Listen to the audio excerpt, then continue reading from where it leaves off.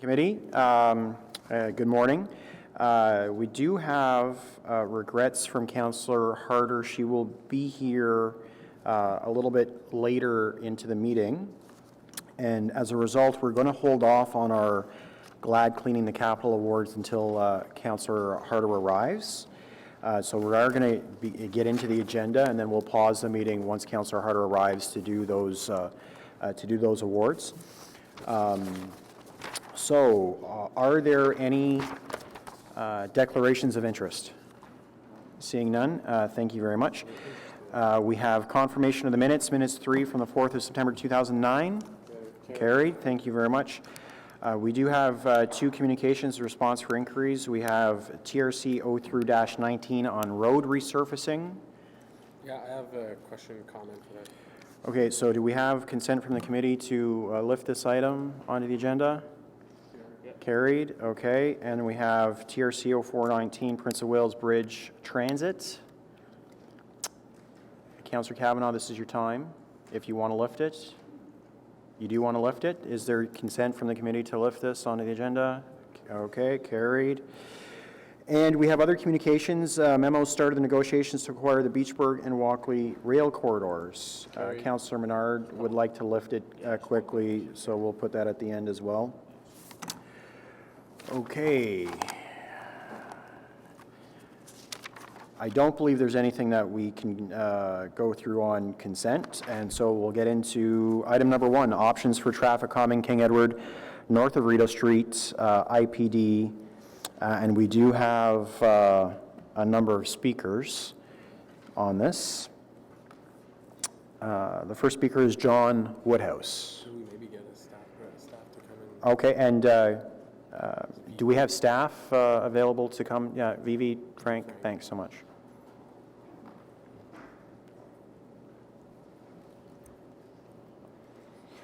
Mr. Woodhouse, just before you begin,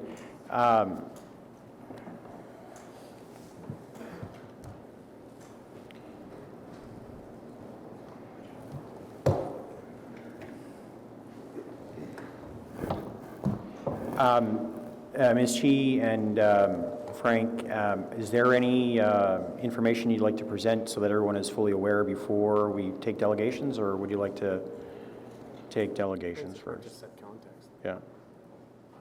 Councillor Fleury would like you to set the context, if you could, please. Yes, so this is about King Edward and to narrow the outside curb lane from 4.5 down to 3.5. And we looked at options because we were asked to look into permanent traffic calming. So vertical measures were not appropriate, meaning speed humps, because this is a major arterial. And so with the latest neighborhood traffic calming guidelines that council approved, we tried not to put such types of measures on arterials. So all that remained was to narrow the lanes. There were 2 options that were investigated, either widen the median, and then all the lanes would get shifted down to 3.5 meters. That's one option. It's the cheapest because it doesn't affect the drainage of the road. However, it does nothing to improve the public realm for this corridor. So the other option is to bring the outside curbs in, and that would provide 1 more meter of space for pedestrians, and that requires the relocation of the catch basins for drainage. Now, in all of these options, even at 4.5, this corridor is not suitable, or it's not a very nice environment for cycling because of the traffic volumes. And to bring all the lanes down to 3.5, there would be no opportunity to provide a safe or even any space for cyclists other than they're in the lane with the cars. So the time to implement cycling would be when we reach the ultimate state, the ultimate design for this road, and it's always been planned to go down to 4 lanes, and then we would have the space to build proper cycle tracks. Now, we can't do the 4 lanes now until we find a solution for the interprovincial truck traffic, and that's where we are right now. There's no money for the options that we've identified in this this response to the inquiry or to the motion. Thank you. Okay, thank you very much, Ms. Chief, for setting the scene. Mr. Woodhouse, thank you for coming. You have 5 minutes. Okay, thank you. My name is John Woodhouse. I live on Colbert Street, which is on the east side of King Edward, which is the more residential side, as opposed to the market side of King Edward. I have lived in Lower Town for the past 40 years, and I've always found King Edward to be a no man's zone, or in fact, as I nickname it, it's the Berlin Wall between the two communities of Lower Town. And it really is, because a lot of the residential people on the east side fear crossing King Edward because of the number of trucks. And those trucks do not slow down for anyone or anything, not even the traffic lights. I try to avoid crossing at King Edward and Rideau, because that is a very dangerous spot where the trucks turn onto Rideau Street. It's very, very dangerous to even stand on the sidewalk there, because some of those 18-wheelers, they'll have 2 seconds left to go on the countdown, and they'll whip around that corner and onto Rideau Street as though it was nothing. And I usually cross at York and King Edward, where there is a stop sign. Traffic lights. Do they stop? No. The people going north on King Edward go right through the light, and they back up the whole traffic, so that it's bumper to bumper from stoplight to stoplight. And the only way that you can cross is if you weave in and out. If you weave in and out of the cars. It's a very frustrating place to not only transverse, but it's also a very, as was just mentioned by staff, it's not a very appealing street. And it used to have trees on it.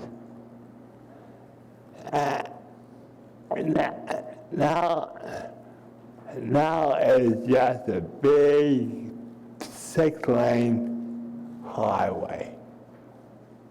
Well, I'm not too impressed by it, because it has not changed in 40 years. Thank you. Thank you very much. Mr. Woodhouse, any members of the committee have questions? No? Thank you very much for coming out this morning, as always. Thank you. Our next delegation is Ana Maria Teres.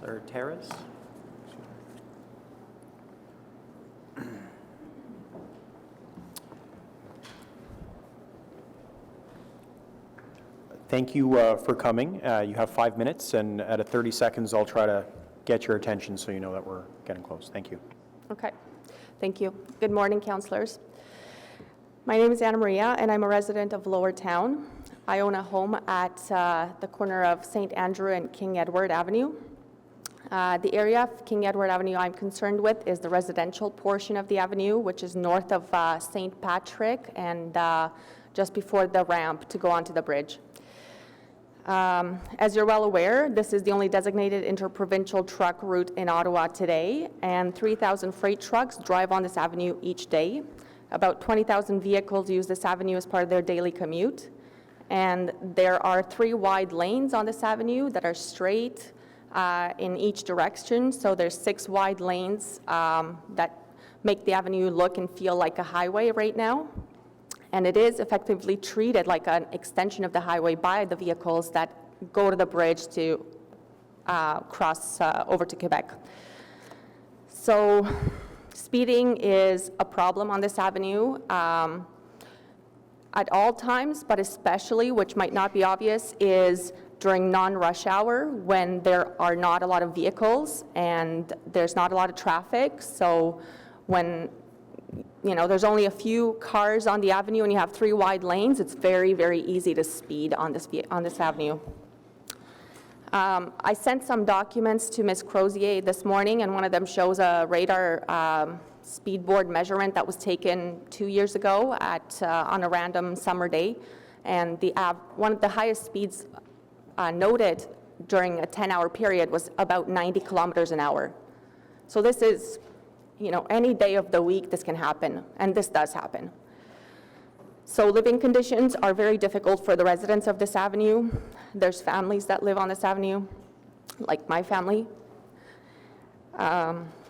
So my home is not directly on this avenue, but it still vibrates when freight trucks drive over sewer covers. So the vibrations are particularly bad when they speed and in the middle of the night. They wake me up at all times. In other cities, like in Toronto, there's noise bylaws that restrict transport trucks from driving at all hours of the day, but we don't have that in Ottawa. And many northbound vehicles start to accelerate when they see a green light at St. Patrick and St. Andrew, because they feel as though this is the last traffic light before they can hit the highway. So there's a lot of acceleration that happens in that area. Sometimes trucks sound like small planes taking off. It's just not normal living conditions.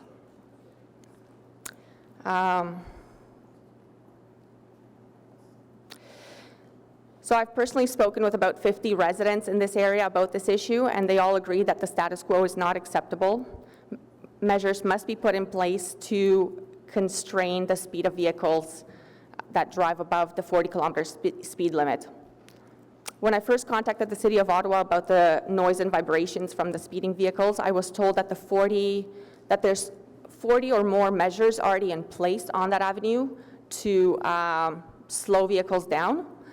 But during a meeting with transportation staff, they admitted that none of those measures work because effectively this avenue was designed for 50 kilometers an hour, and when the speed limit was reduced, there were no structural changes made. So presently, it is just 3 very wide lanes that are straight. So anyways, this avenue feels a bit like the Wild West of Ottawa traffic sometimes. There's red light cameras on this avenue, one for northbound and one for southbound traffic, and they flashed 3,000 times in 2016. So this is the most red light tickets given on any street in Ottawa. So this really just shows just how much speeding there is on that avenue. Vehicles can't slow down to stop. So the city transportation staff recommended narrowing the lanes of the right lane from 4.5 to 3.5 meters, but I believe this is just a first step in slowing vehicles down, especially during non-rush hours. So there's, if we narrow the lane, that's great, but during non-rush hour, it will still be 3 wide straight lanes with few cars on them, so there will still be a lot of speeding. I think other effective measures would be, for instance, using the third lane, making changes to the third lane to use it as it is meant to be, which is as a turning lane. So during a meeting with Phil Landry last March, he told us that the third lane needs to be there presently because it is a turning lane, and that avenue needs to have a turning lane in order for traffic not to back up. So if that's the case, if it needs to be a turning lane, then we can use it as a turning lane. So just a couple other quick measures would be photo radar, if the province wants to implement that, and also implementing a separator between the right lane and the other 2 lanes to make the right lane for local use only. Perfect. Thank you very much, Anna Maria, for your presentation. Are there any questions, Councillor Fleury? Thank you, Mr. Chair. Wanted to follow up because obviously you only have a few minutes, and you're expressing what I hear often from our community relating to obviously the truck impact, but also speeding.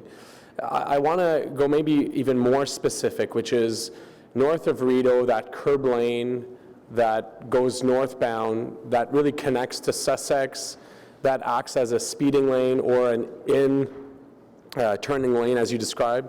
Can you maybe define what's the issue with the current width and what sort of behavior you've seen even with some of the traffic calming that have been put in place? Yeah, absolutely. So what I see is the third lane being 4.5 meters means that when vehicles are parked on the side there, which is normally between 7 in the morning and about 3 in the afternoon, there's vehicles parked on the right side in the third lane, but the width of the lane makes it such that there's still vehicles that can pass between the ones that are parked and the other 2 lanes to the left. So it's in a way creating 4 lanes, 3 lanes of vehicles and 1 lane for the parked vehicles. But I really do believe that if more effort is made, that third lane on the right could really be blocked off from flow-through traffic without having an impact on rush hour traffic. The third lane on the right turns to go to Sussex anyways, so there's a round point at the end of that third lane that vehicles take to get to. There's not a lot of vehicles that use that third lane to get all the way to Sussex, and most of them go into the left 2 lanes to go over the bridge. So by just putting in a measure to block off the end of that avenue, that third lane at the end of the avenue, that would really add a lot to slowing vehicles down and to using that lane as it is meant to be used. Perfect. Thank you. Thank you very much for coming out this morning. Appreciate Okay, it. thank you for your time. Our next speaker is Peter Ferguson. Excuse me. Good morning, Mr. Ferguson. Thank you for coming. Good morning. You have 5 minutes, and I'll try to get your attention when there's 30 seconds left. Good, thank you. I just want to make 5 points. The association thinks that the proposal is certainly worth going forward. Narrowing that right-hand lane will probably create some friction, possibly slowing down some drivers, obviously not all. We would really like more effective relief, longer-term relief, and we're hoping that the traffic master plan will reflect some interest in this, and the bigger picture, of course, getting trucks off out of the downtown core. We've had more than 5 decades of this kind of difficulty, and I really think that the step that's being proposed here, a first step, is well worth supporting. And finally, just a note, we got into some discussion about a tunnel. Unfortunately, we didn't get far enough into the discussion. An environmental assessment would have provided this committee with a lot of further food for thought about that option. It looks like we may have another bridge on the table as another option, but we really do need some substantive structural change on King Edward Avenue. Thank you very much. Thank you very much. Excuse me. Thank you very much, Mr. Ferguson. Are there any questions? Seeing none, thank you for coming out this morning. Appreciate it. Our next speaker is Siobhan Cassidy.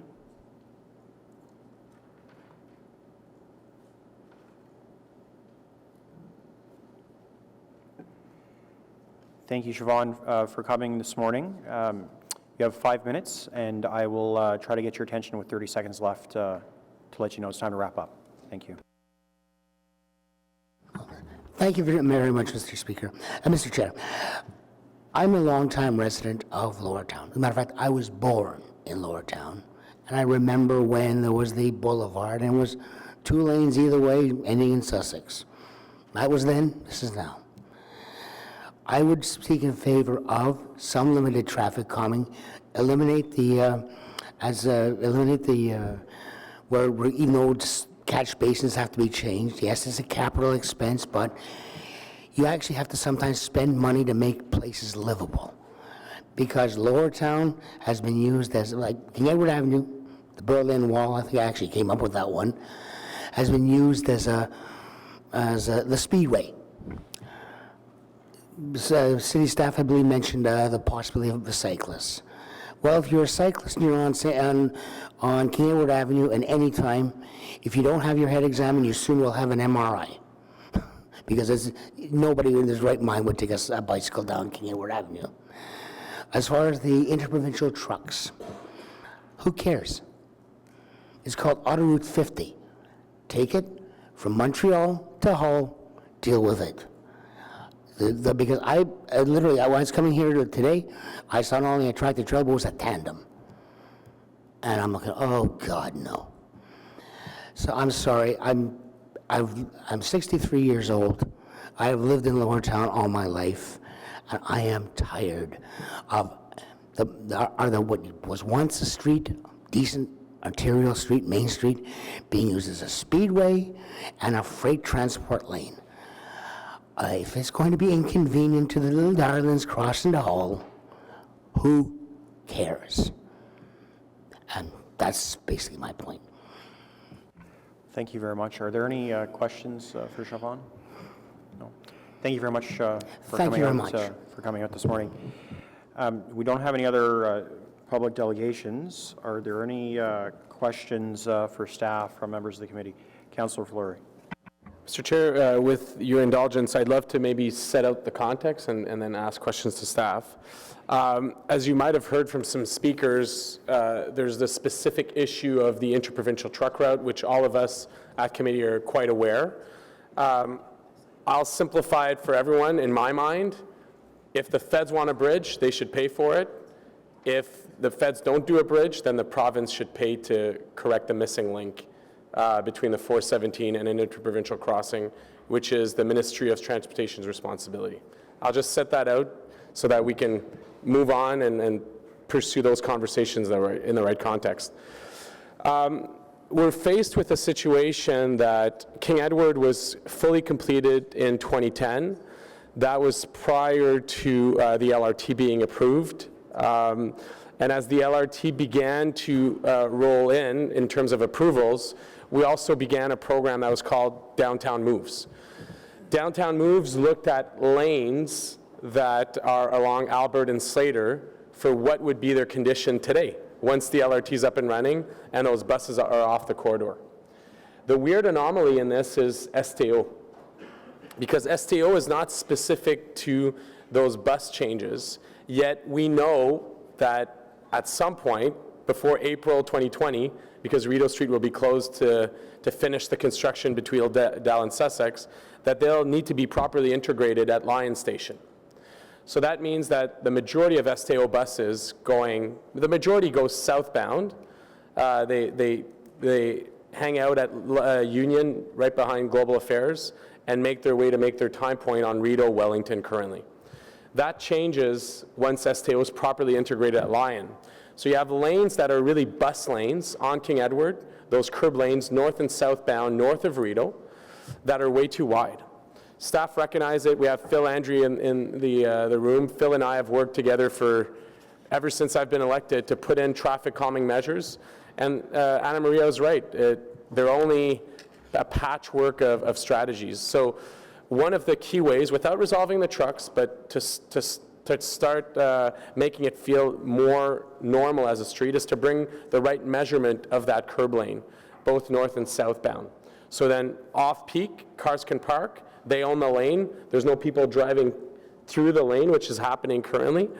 And on-peak, you're not allowing a speeding environment, because what happens is that lane is so wide that it almost acts as an on-ramp to the bridge, where people want to pass each other and they pass on the right side rather than being in the two curb lanes.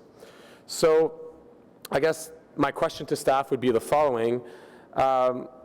what were the thought process relating to not including it in the downtown moves? And my second question would be, in the environment of STO shifting their services to Lion, what do we believe to be the right approach for the correction, like we're doing for Albert and Slater, for an avenue like King Edward? Chair, as we mentioned in our response to the motion, we did look at downtown moves to see if there was some applicability of including King Edward into that program, and it doesn't seem to apply. Because for downtown moves, actually, it's not being funded through light rail or any other program. It is a strategy looking at how we can repurpose Albert and Slater. The funding for Albert and Slater is coming from a renewal work, so there was an opportunity there to throw in some money from the cycling program to bring Albert and Slater into a complete street with proper cycling facilities. So that's being done that way. Whereas King Edward is not scheduled for any renewal work in the near future, so there's no funding from that aspect. Your second question was about what do we do once STO leaves. Well, this is the concept plan that we had provided for you in terms of what we can do to narrow the lanes. So really the issue here is about funding. So the cost is $4 million for that option 2, where we bring the outside curbs in. Okay, and one of the speakers just talked about the infractions, or the volume of infractions for red light camera. Are we not able to use some of those, like almost that as a levy to pay for those types of corrections? The red light camera revenue goes to the police services, and I think Mr. Landry will talk more about that. Future Councillor Landry? At the city. And in terms of allocating funds to that, I would have to leave to finance to potentially respond in more detail. Is finance here today?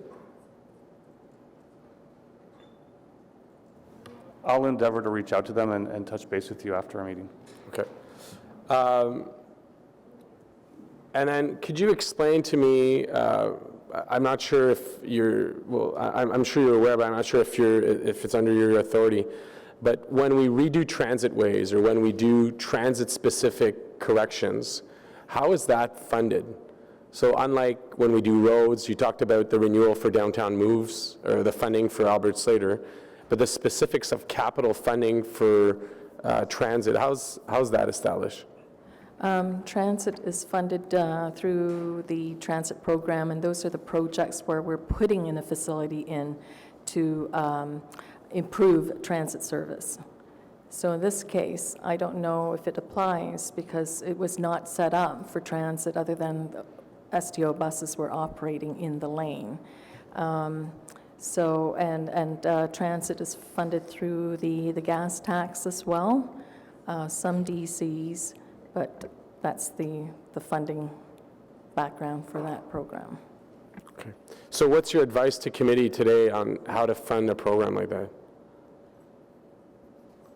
Chair, as in our response to the motion, we're at a loss as to, we looked at different options, but really it is, we would have to get direction from council on this because we looked at all the other programs to see if they apply and we cannot find a source. Okay, my last question on this is, so Phil, you'll endeavor to get me the answers relating to the revenue for the red light, but Vivi, today we're receiving a report. Can you maybe define what's the status of that report? Because I want to make sure that, okay, today we don't have the money for it. We have a plan that the community endorses that you see the benefit of and you're bringing forward. What's its status after today if it's not funded? It's a plan that sits there on the shelf, And as soon as we get the go-ahead or the direction from council to proceed with it, once the funding source is identified, then we will proceed with the proper designs and broader consultation, the normal way of implementing a project. Okay, so I'll endeavor to find funding sources, hopefully ahead of council, but if not, we'll work with staff and our colleagues to develop a plan. Thanks. Thank you, Councillor. Are there any other questions for staff? Seeing none, is this report received? Received. Thank you very much. Our next presentation is on item 2.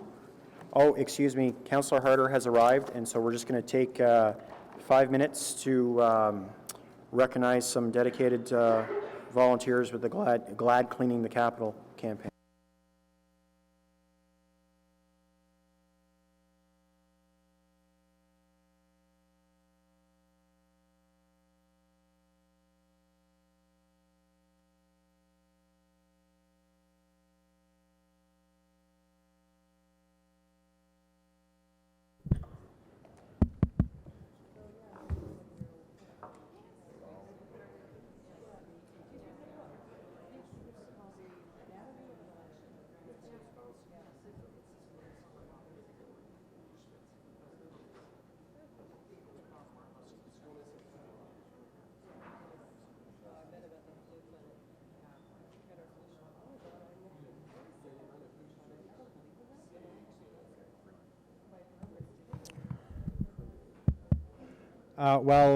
Good morning, ladies and gentlemen, members of the committee. On behalf of the Transportation Committee and the Public Works and Environmental Services Department, we are going to proceed with some very special recognitions for our 2019 Cleaning the Capital program to recognize and honor the great work accomplished throughout the city. This year, about 70,000 participants took part in more than 1,400 projects registered with GLAD Cleaning the Capital during the spring and the fall campaigns. And for the past 26 years, our residents have continued to preserve the beauty of Ottawa's parks, our roads, our shorelines, and other public spaces for current residents, but also for future generations. Coming together to effect a positive change in the city is what being a community is all about. And depuis les débuts du programme, plus de 1,3 million de bénévoles ont participé à plus de 22 000 projets de nettoyage pour garder notre ville propre et verte. Ainsi, c'est 1 million de kilogrammes de déchets qui ont disparu de nos espaces publics et qui ont été éliminés correctement.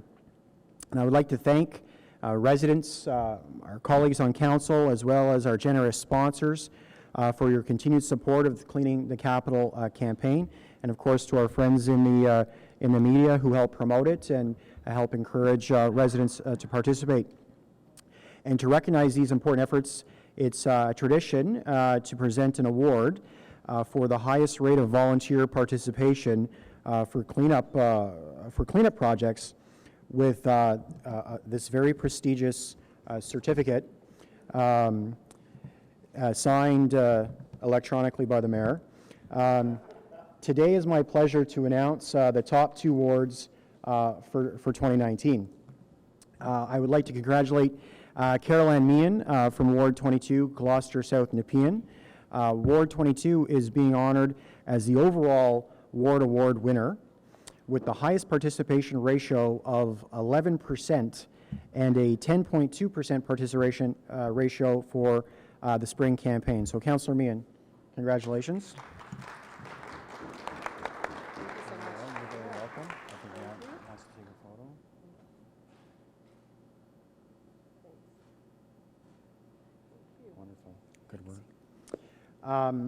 Next, we would like to congratulate and thank Councillor Jan Harder from Barrhaven. Ward 3, yes, no, applause. Ward 3 finished with a participation ratio of 3.54%, or participation ratio, for the fall campaign. And so, Councillor Harder, congratulations. Thank you very much. Thank you.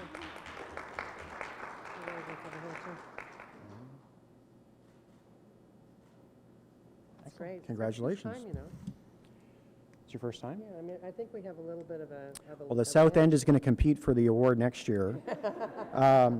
Merci à vous deux et aux résidents pour notre beau travail.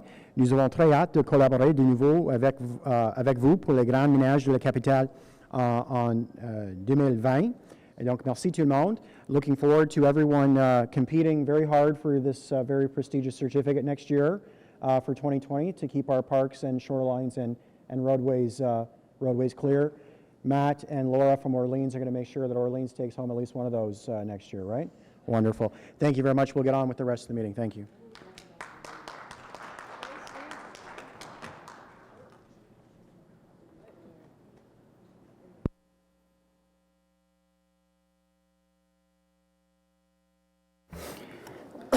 Just call the Camerons, right?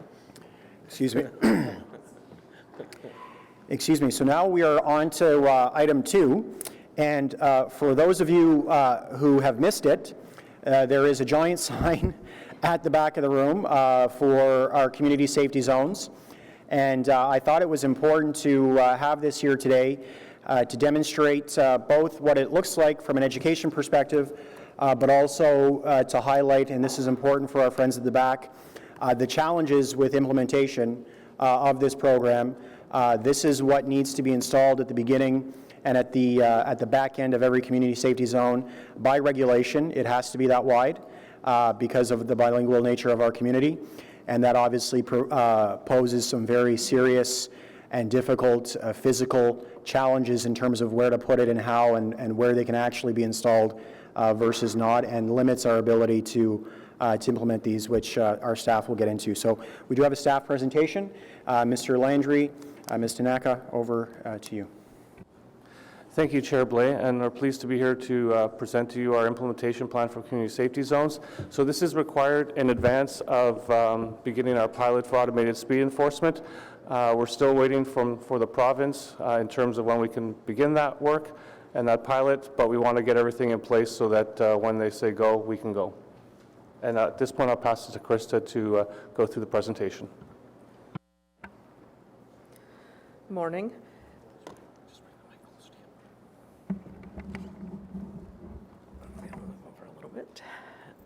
The Highway Traffic Act authorizes municipalities to designate portions of their roadways as community safety zones where they deem there is a safety issue.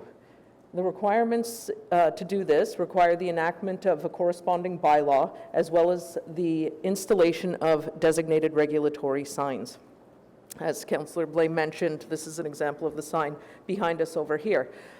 In 2017, the province passed a bill, Bill 65, which was the Safer School Zones Act, which allowed the use of automated speed enforcement within school zones and community safety zones. At this time, the regulations associated with the signage for school zones is not compatible with the use of automated speed enforcement. Hence, we're bringing this report forward to designate a number of roadways near schools for the purposes of piloting automated speed enforcement technology.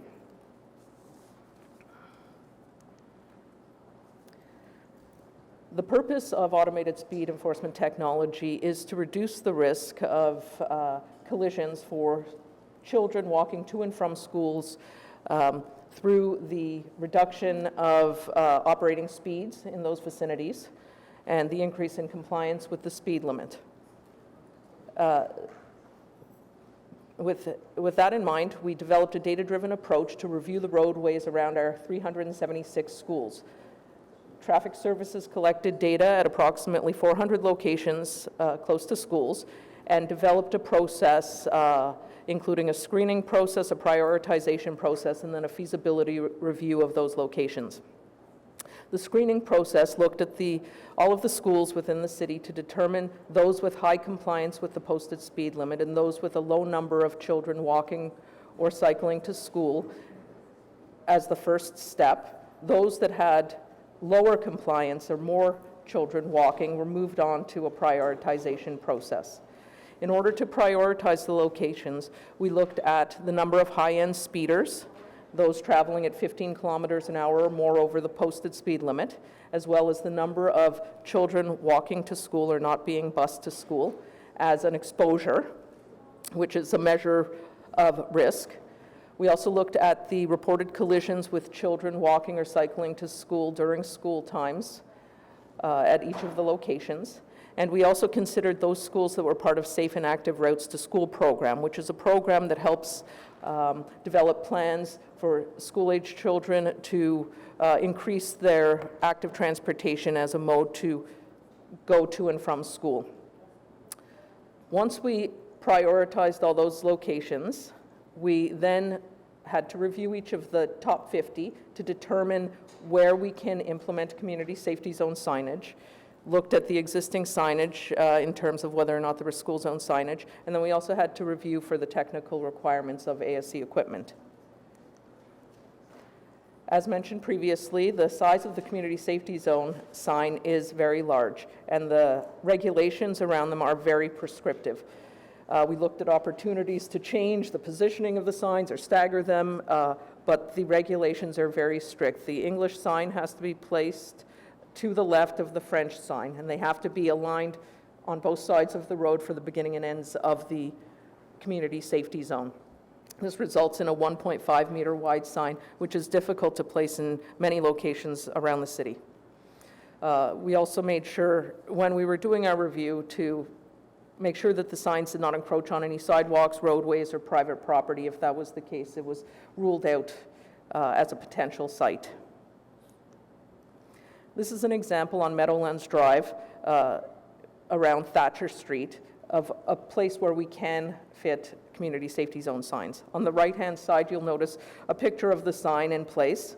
On the left-hand side in the red circle, that's a location where we would have to put the end sign for the opposite direction of traffic. So we would have to have enough width on both sides of the street at the beginning and ends of each of these zones in order to be able to fit the signs, which is challenging with driveway placement, et cetera, as well. This picture is an example of a location where we would not be able to accommodate the signage. This is a picture of Bank Street between Euclid and Sunnyside. On the right-hand side, you'll also see a picture of the signage, which takes up the vast majority of the sidewalk, and the corresponding place on the other side where we would have to place the ends sign for the other direction of travel. Again, not a spot where we could accommodate this sign. So once our review was done of the top 50 sites, 8 sites were selected as potential sites for automated speed enforcement and community safety zone implementation. They include Waters, Longfields, Bayshore, Meadowlands, Ogilvie, Smythe, Innis, and Katimavik. These 8 zones cover 12 different schools, a mix of both public schools or elementary schools and high schools. The next steps in the project will be to install the community safety zone signage upon council approval and enactment of the new community safety zone bylaw. We're anticipating to install the community safety zones no later than November 30th of this year. Following the release of the province's ASC regulations, or the automated speed enforcement regulations, and in addition to finalizing the necessary automated speed enforcement agreements, we will then be in a position to pilot automated speed enforcement at some of these locations. We're currently in the process of reviewing them through the circulation process to determine if there are any underground issues that would limit these sites further. We're also continuing to work with the province to make changes to the regulations to allow us to implement it at other locations that have community safety zones or school zones, and then also to look at opportunities to change the requirements around the community safety zone sign so that so we're able to fit it in more locations across the city. With that, we'll be happy to answer any questions you may have. Thank you very much. We don't have any public delegations. We do have a speakers list. Before we begin, though, there is a technical amendment that Councillor Leeper has. Thanks, Chair. I have a technical amendment to replace document 1, draft community safety zone bylaw, whereas the report recommends approving the proposed CSZ bylaw in document 1, and whereas there were clerical and typographical errors in document 1, as the bylaw must include the posted speed limits and correct signage placement measurements. Therefore, be it resolved that the draft bylaw contained in document 1 of the report be replaced with the attached revised CSZ bylaw, and be it further resolved that table 1 in the report be amended to include any clerical and typographical errors corrected in the attached revised CSZ zones table described in the attached document 1 as Schedule A. Thank you, Councillor Leeper. And I also have a motion just to help shape the conversation. I'll introduce it now. Whereas the Government of Ontario passed new legislation in May 2017 that amends the Highway Traffic Act to allow municipalities to implement automated speed enforcement, ASE, in school zones and community safety zones where the speed limit is below 80 kilometers an hour. And whereas the ASE Provincial Legal Working Group has evaluated the regulations governing the requirements for school zone signage and deemed it incompatible with the evidentiary requirements for ASE, thus eliminating the use of ASE within school zones established as per provincial regulations.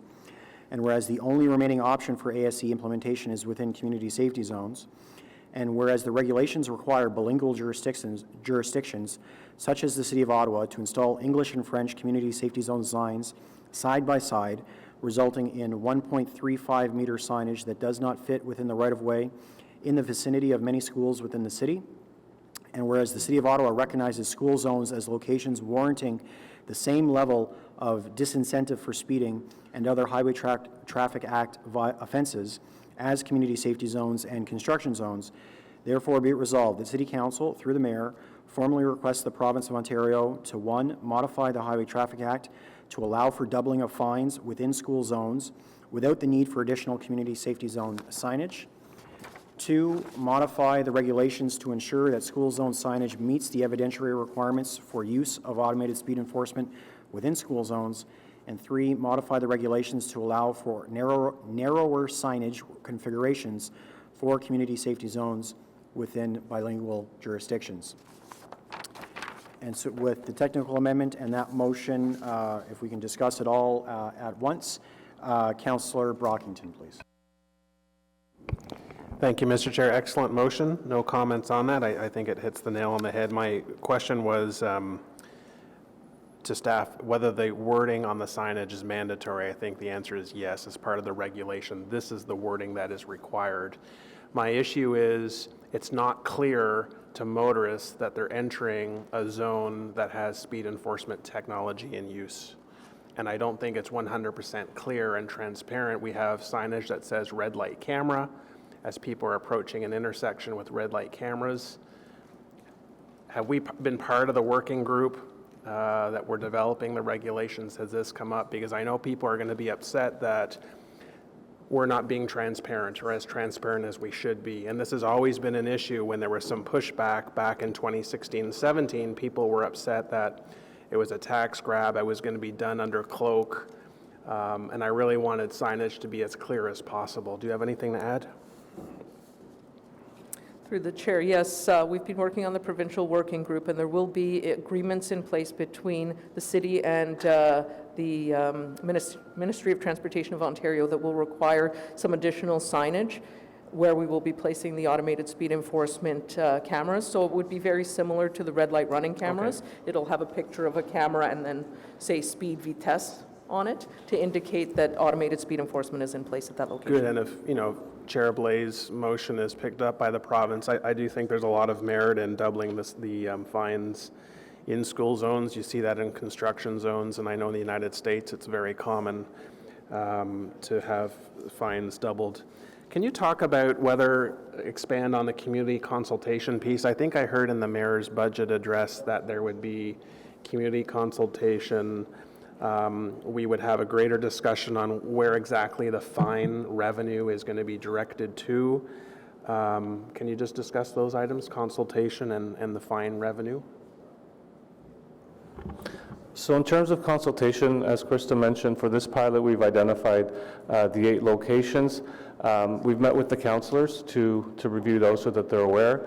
In terms of moving forward, once the pilot's done, and the reason we want to do the pilot is because we also want to learn in terms of what are the impacts when the camera's there. Are we going to see, if today 80% of the people are speeding, are we going to see that drop to 40% or 30% or 20%? So we want to get that data, and also in terms of the revenues, because we plan on bringing forward a report next fall that would address a program moving forward, and that would be a program that would have cameras throughout the city, and part of that work will be to work with the councillors based on our priority list to identify those locations. We're also hopeful that we can address the concerns that have been brought forward through that motion so that we don't necessarily need to use community safety zone signs. If fines are doubled in school zones, this is just an additional sign. It adds to the sign clutter that, from our perspective, really isn't required if we can get the school speed zones fines doubled. In terms of the revenue, as part of a road safety action plan that we'll be bringing forward next month, we'll be discussing that, but the intent would be any revenues that are generated through automated speed enforcement would be reinvested into road safety projects and the road safety action plan, and we'll have more details on that next month. At this committee? At this committee? Okay. What speed above the posted speed limit will trigger a photo enforcement fine? Through the chair, the threshold speed will be established at the steering committee level on a provincial level, and the intent is to keep it confidential.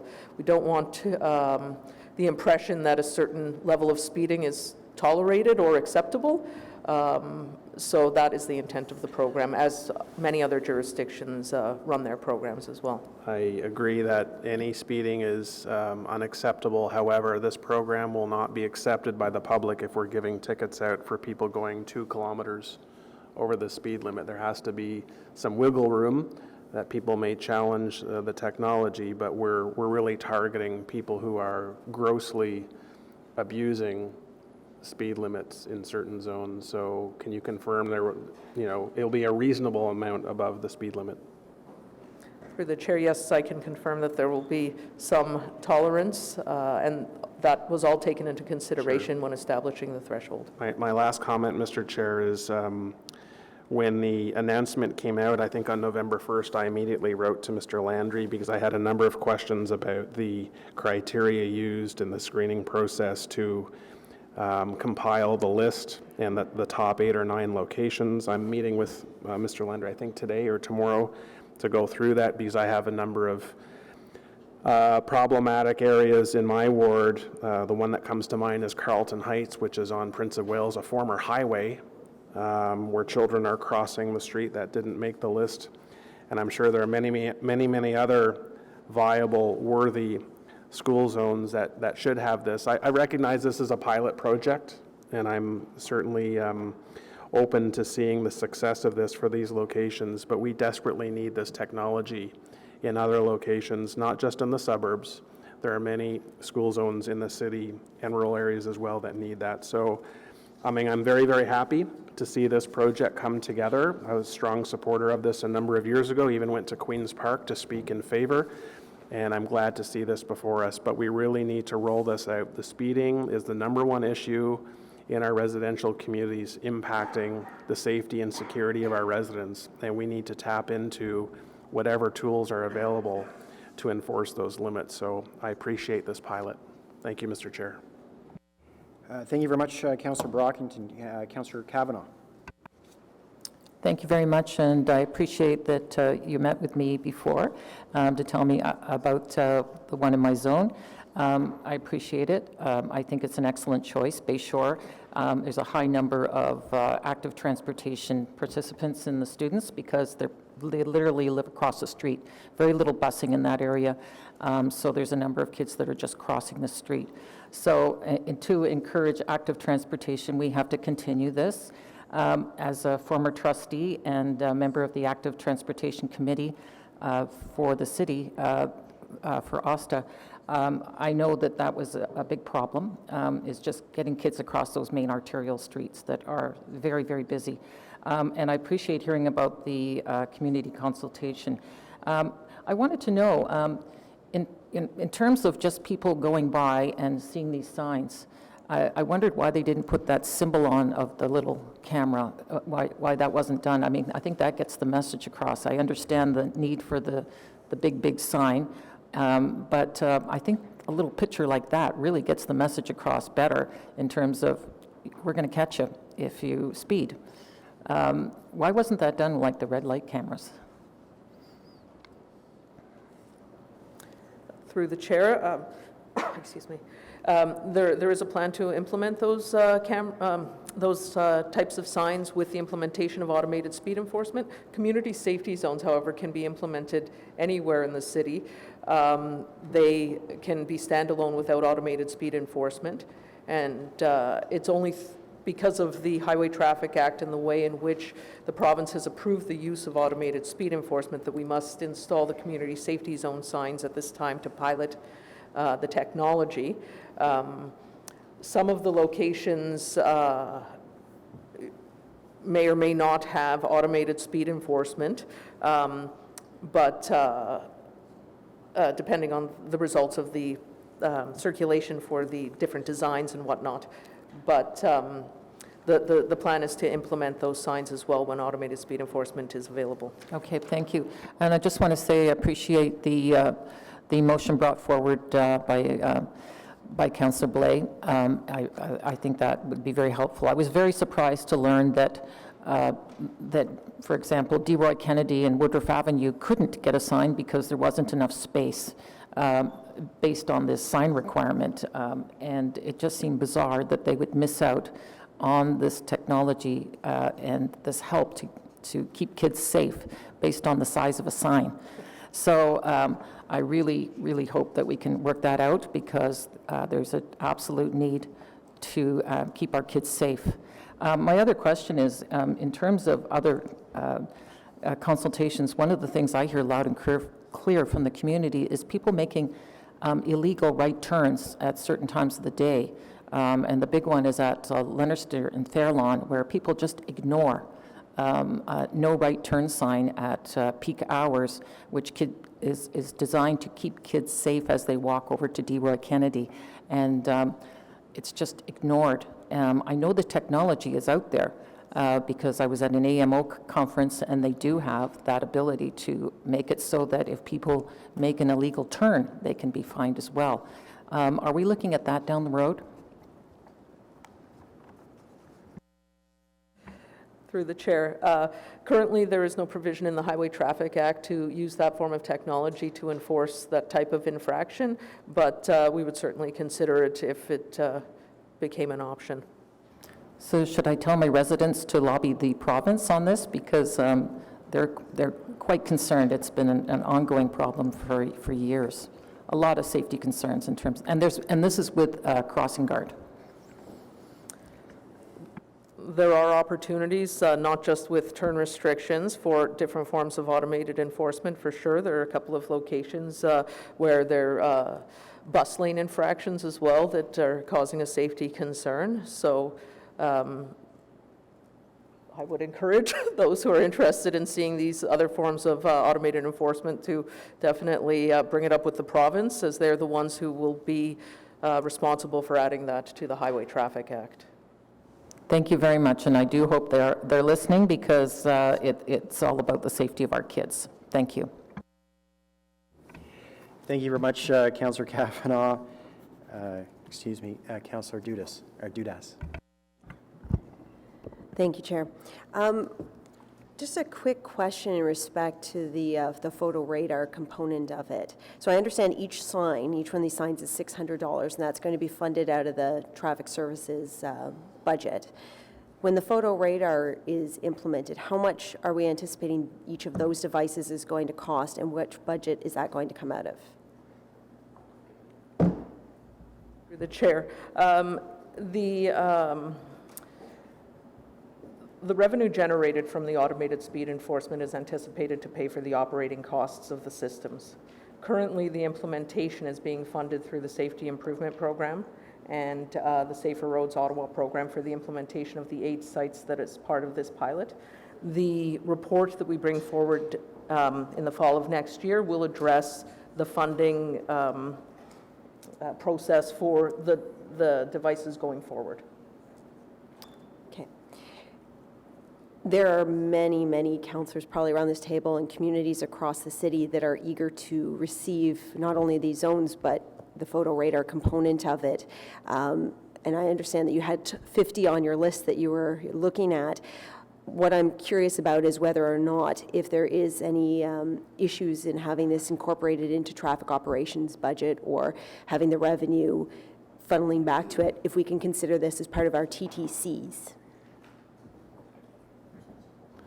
The TTC can't incur operational pressures, so I don't think you could include it through the TTC program.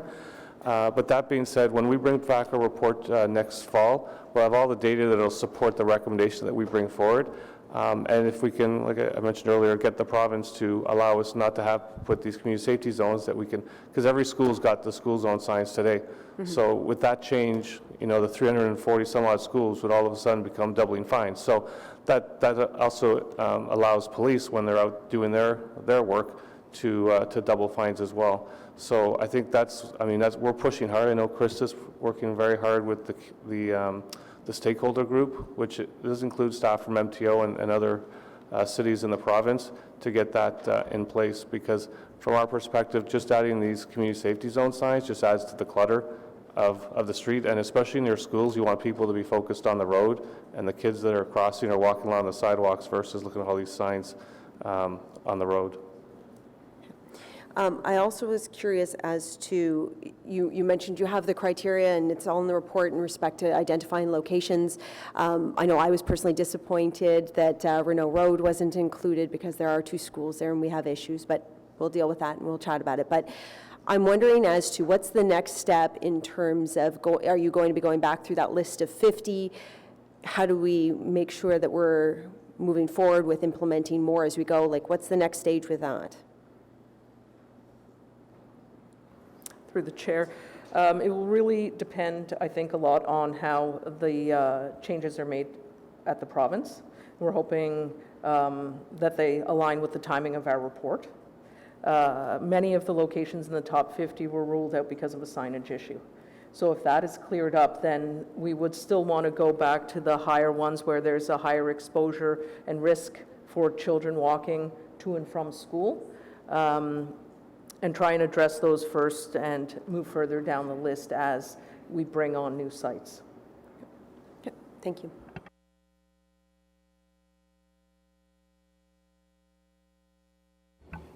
Thank you, Councillor. Councillor Menard. Thanks very much, Chair. Thank you for the report. I'm very supportive of the initiative. I just wanted to probe a little bit more on timing. In terms of the prioritization of those top 50, how many of those were warranted in the core of Ottawa without the looking at the whether they can actually be put there? How many of those top 50 were in the core offhand? We don't have that information right now, but we can get that to you later today. Okay, but certainly some of them would be there, I assume.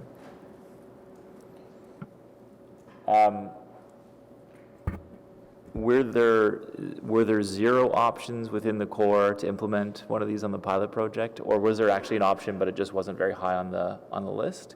I just want to clarify, because I know there's a lot less space in the core of Ottawa, but I just want to know if there was actually no option at all to put these signs in community safety zone signs up in school areas.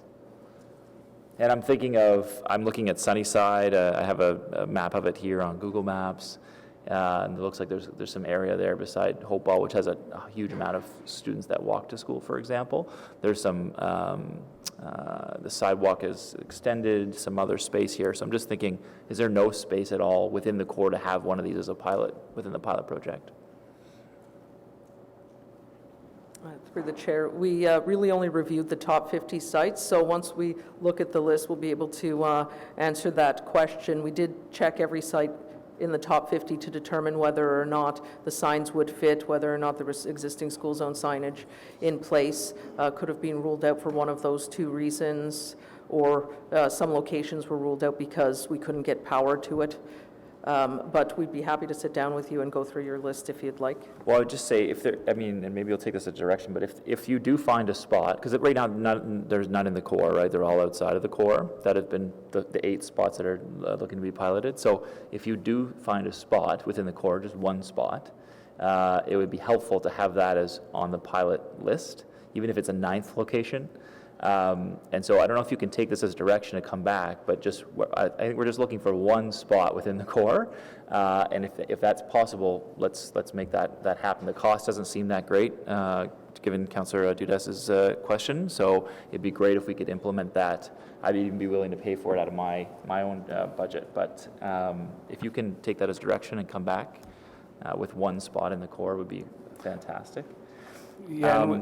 Yep. Oh, sorry. We can take a look at that. One thing is, right now we're focused on the permanent locations. The regulations also allow us to look at mobile. So we're looking potentially next spring to bring in a mobile camera. And if we can get the regulations changed, assuming that we can't find any spots, because I believe that we didn't have any spots that were in the top 50 that you could fit the signs, like the community safety zone signs. So if there's ability to allow us the changes with the school zone signage, then we would be able to utilize the mobile. Because we also want to learn from the mobile camera in terms of, if you have it in for a week or two, how does that change the driver behavior, and then when you remove it, does the driver behavior go back to what it was prior to? So, but we'll sit down with you to go through the list in your ward. That makes a lot of sense. And yeah, just on that earlier piece, if there is a spot for these on both sides of the street without the mobile camera, you mentioned that next fall would be when we had fuller implementation of this after the pilot project.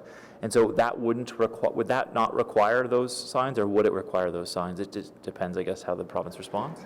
Well, if the regulations stay like they are today, they would require the signs. If the regulations get changed and allows us to use the school zone signage, then it would open up a lot of locations. Because I know in the top 50, there were quite a few that we had to take out because either they were in a school zone where we changed the speed limit with flashing lights. That's the biggest challenge, is because it's a photo, you need a flashing light. When the picture's taken, may not be flashing, so they may say, well, the light wasn't working, so it really wasn't a school zone. So those are the kind of things we need to revise in the regulations. But if those get all changed between now and next fall, our recommendation would be different than if we can only use the community safety zone, at least in the interim. The other thing is, as part of the recommendation today, previously for any community safety zone, we need to bring a report to committee. We're also asking for delegated authority for the general manager and the director to be able to implement those, and then we report those on a yearly basis, which will make things go a lot faster. So even if we can get the province to change the signage like we have today side by side, basically one panel is about the size of a speed limit sign.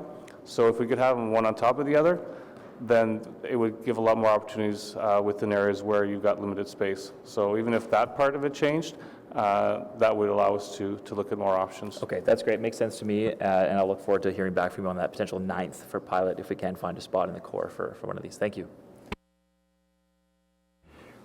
Thank you, Councillor. Councillor Ulof.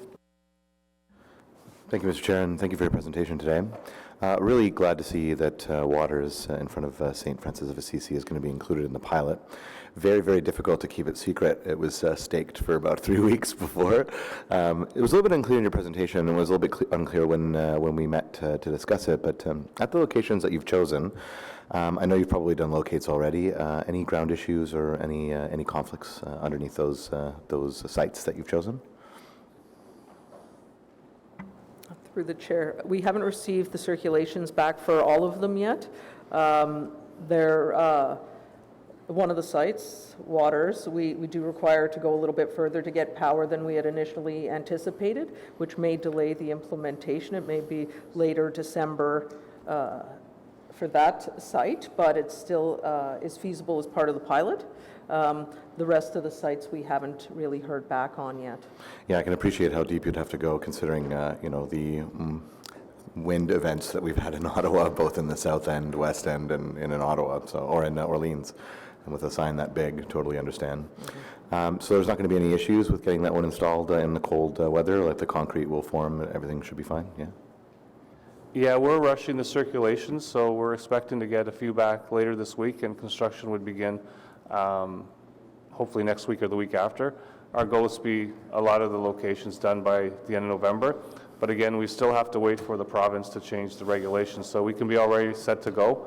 But if the province waits a month or 2 or 3, then we have to wait that time. But if they tell us, you know what, December 1st is good to go, then we'll be ready to move forward with that. And we'll advise council once we know for sure a date's been provided from the province. That's great. So we went out with the Safer Roads Ottawa and the Enviro Centre and actually walked that route along Waters.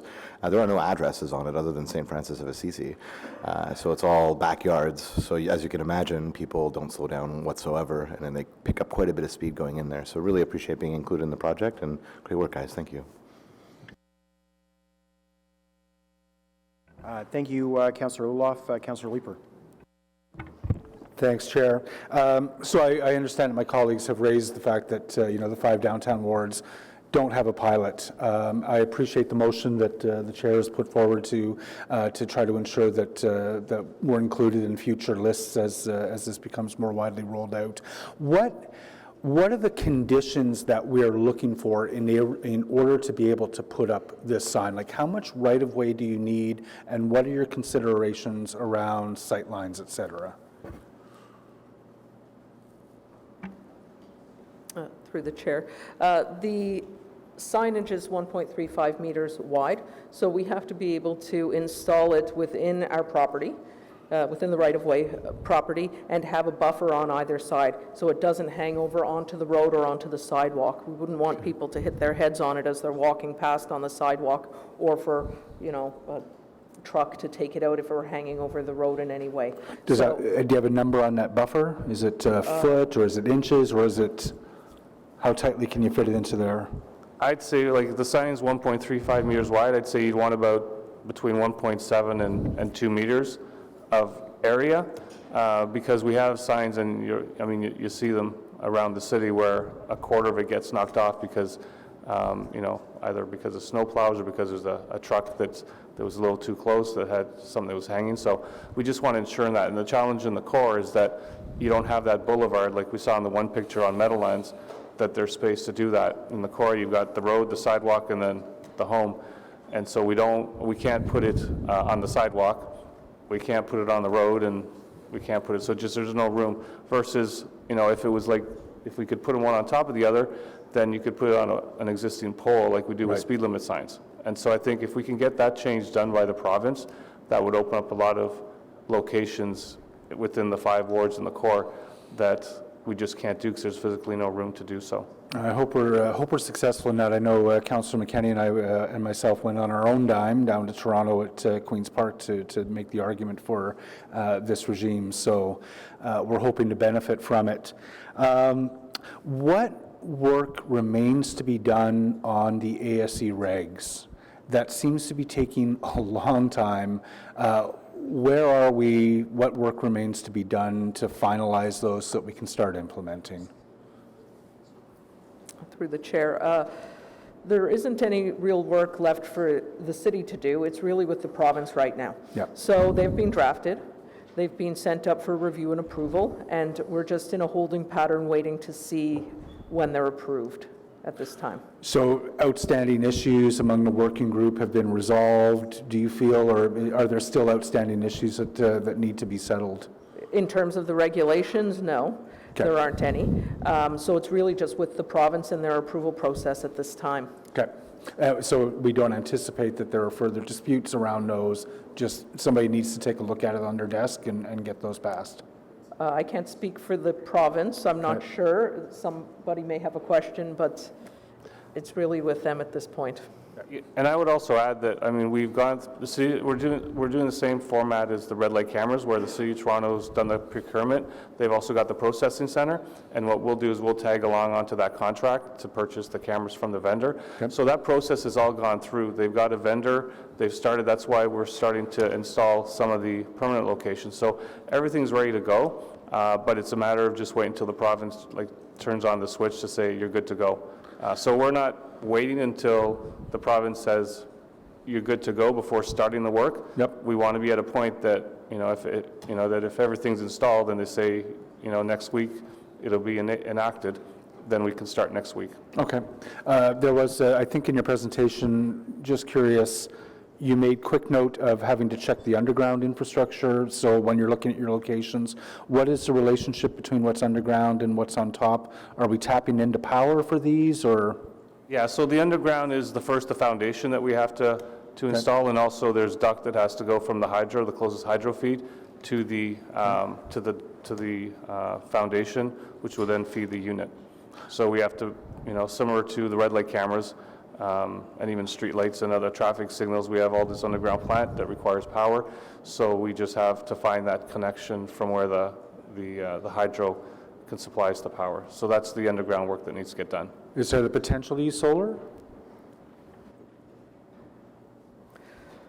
Through the chair, the requirements through the procurement process was that it would be hardwired and powered. Okay. All right, Chair, thank you very much. Thank you, Councilor Leeper. Are there any other questions or comments? Seeing none, on the technical amendment from Councilor Leeper, is this carried? Carried. On the main motion, is this carried? Carried. And on my motion, writing to the province, is this carried? Carried. Thank you very much, ladies and gentlemen. We are now moving on to item 3, our service delivery review of winter operations. And I think we all thought and were hoping that we would have this presentation before there was 15 to 20 centimeters of snow on the ground. But such is life in Canada.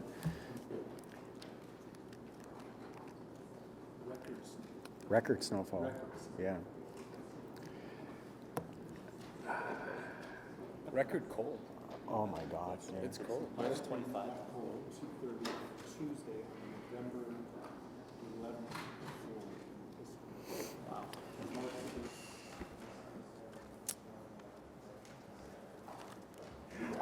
Ms. Gibbons, thank you very much. Off to you. Good morning, Chair, members of committee. I would like to thank you for having us here today to present to you the improvements that we have put in place for our winter operations as part of the service delivery review. My name is Lila Gibbons, and I'm the Director of Roads and Parking Services. And joining me here today is Quentin Levesque, who is the Director of Technical Innovation and Engineering Services. Quentin has been and will continue to be a key member of our team through the service delivery process. To start off with, we felt very strongly that our supervisors and our staff, those individuals that are on the roads every day, had to be a key partner in helping us develop the solutions that would have real impacts on our winter operations this year. The changes and improvements that you will see throughout the presentation were developed through the ongoing consultation with our staff as they remained heavily involved throughout the whole process. We reviewed previous winter operations and focused this review on opportunities for improvements based on concerns we heard from Council and from our residents. We are also working closely with the union to ensure open communication and transparency through the entire process. Council's direction, as well as the feedback we heard from individual councillors and their residents, guided our strategy for this service delivery review. Staff have leveraged this opportunity to make real changes and improvements going into this winter. We focused on putting in place a consistent structure across each one of our yards, creating deployment plans and processes based on geography, infrastructure, and community types, and looking at areas where we heard improvements need to be made and where we are seeing operational pressures and challenges for our staff. The service delivery review is all about looking at ways to continually improve our winter operations and become more consistent in how we deploy and deliver our services citywide. Some of the larger changes and adjustments we have made ahead of this winter are new area and geographic boundaries, position restructuring and realignment within each of our yards, and formalized deployment strategies, plans, and processes within each of these new areas. So area boundaries. Given the similarities and through our discussions and research, we realize that there's an opportunity to become more consistent based on geography, types of infrastructure being maintained, community type, and operational challenges. This structure offers us the opportunity to be more strategic in our service appreciating the differences in infrastructure and conditions in our urban, suburban, and rural areas. We can now develop specific strategies for how we service these community types and differing conditions. For example, if we're experiencing high wind conditions causing blowing snow and icy roads in the rural areas, but not the same conditions in the urban area, the rural yards can now deploy resources earlier to those affected zones. Whereas in the past, to drive consistency across the city, we used a one-size-fits-all approach where staff and equipment in all areas were deployed at the same time. We also quickly understood that communities have changed over time, with rural areas who now have large suburban neighborhoods within them and suburban areas that have urban components. So over the next year, we will work towards better aligning those areas within our new boundaries, as well as reviewing where future growth is being planned to determine how to best adjust our operations.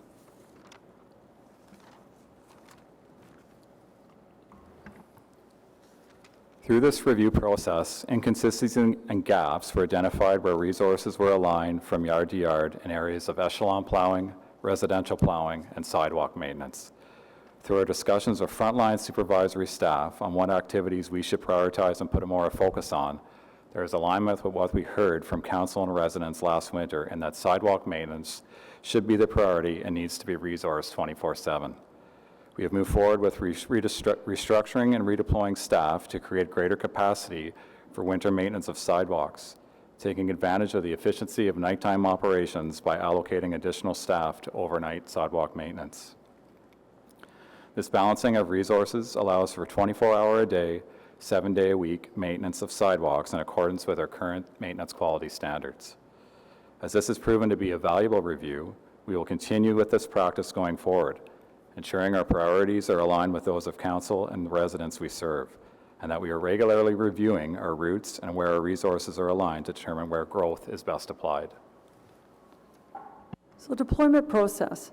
To ensure the right response for the right weather event, we are developing formal deployment plans to serve as guidelines for staff in executing their work. Leveraging the knowledge of our frontline staff, supervisory staff, who have hundreds of collective years of experience amongst them, we've begun documenting detailed plans for how and when to deploy resources and equipment within various winter event scenarios. Some of these scenarios obviously are our major and our minor winter events, freezing rain events, and our freeze-thaw cycles. These formal plans will serve as a guideline for frontline supervisors citywide in determining the resources and equipment to be deployed based on various weather-related factors such as forecasted accumulation or precipitation, event duration, our maintenance quality standard trigger points, and ambient and surface temperatures. As a result, this initiative ensures that residents living in similar community types, like urban to urban, suburban to suburban, and rural to rural, no matter where they live within the city, can expect consistent service. These deployment plans will also be leveraged to provide members of council with advanced communication information to assist in communicating with their residents to ensure they are aware of what to expect in their community during a specific type of event. These plans will also be used during our post-event debriefs, which is going to drive continuous improvement through our winter operations. There are also a number of additional winter improvements that we are putting in place for this winter season. They include GPS on our sidewalk equipment, allowing for better oversight and monitoring of routes. Grit, sand, and salt will be available to all yards, allowing for the usage of different materials where warranted based on weather conditions. To ensure consistency across the city by community type, for the upcoming winter season, area managers will be primarily responsible for councillor engagement. This adjustment will allow for consistent messaging, quicker response times, and the ability to identify trends. As part of our catch basin deployment plan, staff has also identified heat maps and trouble spots that have required consistent maintenance to remove blockages that create pooling and the possibility of ice buildup. Lastly, Roads and Parking Services is working towards putting in place standards for developers to ensure certain conditions are met prior to the handover of new infrastructure during the winter season. So as part of our ongoing efforts to use the right materials for the right winter event, Road Services will continue to pilot the icebreaker units, which have shown favorable results when dealing with icy sidewalk conditions. For For this upcoming season, staff are procuring 6 additional attachments to increase our ability to leverage the equipment where needed. Additionally, road services staff are procuring new blades to be used on some of our sidewalk machines. These blades have a hatch pattern front welded onto a carbide blade, which should be more effective on ice and hard-packed snow conditions throughout our sidewalk network. Similarly, over the past 2 years, the asphalt repair program has been complemented by the continued use of the Python 5000 patrol repairer. Road Service is actively exploring the feasibility of supplementing the asphalt repair program with more of these units. Last winter was incredibly challenging, and status quo was not an option for us. We recognized that there was an expectation from council and residents that we make real changes and improvements ahead of this winter season. Roads and Parking Services is striving to improve and be more consistent in how we deploy and deliver our services. The consistent alignment of resources across each of our winter maintenance yards, increased consistency in how we plan and deploy, winter maintain similar infrastructure, and approach operational and maintenance challenges will ensure residents in similar community types, no matter where they live in the city, can expect consistent service.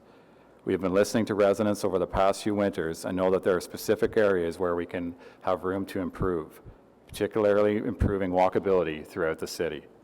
We also realize our work doesn't stop here. Continually improving our operations is a priority for us, and know that there will be more work to do after this winter.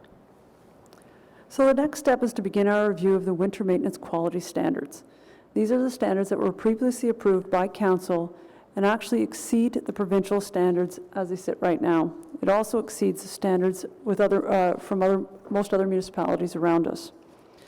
These standards group roads, sidewalks, and pathways into classes where they have similar characteristics and functions. These classes are then used to prioritize winter maintenance, including the frequency of snow plowing, ice control, and snow removal. As per the direction from council, Roads and Parking Services will bring back a report to committee and council in 2021 outlining options. At that time, council and residents will be able to determine the level of service that they would like to see, along with the corresponding budget impacts or pressures that would be required. In the interim, through the service delivery review, we will be incorporating improvements to the winter maintenance operations starting this season. It will be through the maintenance quality standard review where staff will consider and or recommend changes to these current standards. So finally, here's an example of some of the communication efforts that we're doing. It's a postcard that was put together that's available to council and our residents. It gives some fun facts on winter operations. So I want to thank you for taking the time to listen to us today, and we're happy to answer any questions that you may have.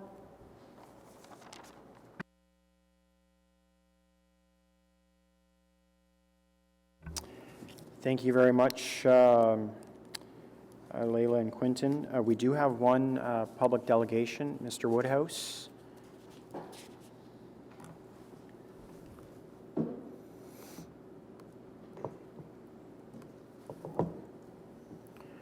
It's good to see you again. It's been a long time. Off you go. Well, as I exited my house yesterday, I was confronted with the obvious defects in the snow clearance in the city. Basically, every curb cut was snowed in. It was impassable. So I took the only available route that was open and cleared, and that was the road. And I don't recommend that. You have to have nerve to face down some of those motorists coming at you. And it's not nice. Thank you. Well, thank you, Mr. Woodhouse. I believe Councillor Leeper has a question. Thanks, Chair. Sorry, you said you were confronted with the obvious, every blank was snowed in. Would you say curb cut or sidewalk? Curb cut. Curb cut. Every curb cut. And and even most of the driveways, which I do use, I couldn't get on. And as I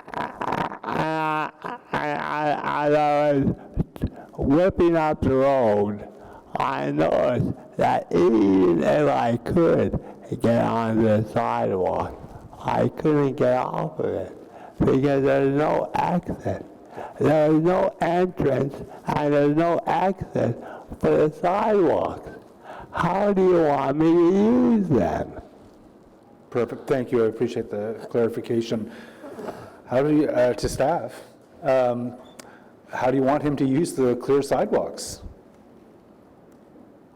if you can't access them from the curb cuts? And it is obviously a perennial problem where our sidewalks have been cleared, but corners are still impassable, and it sometimes takes days.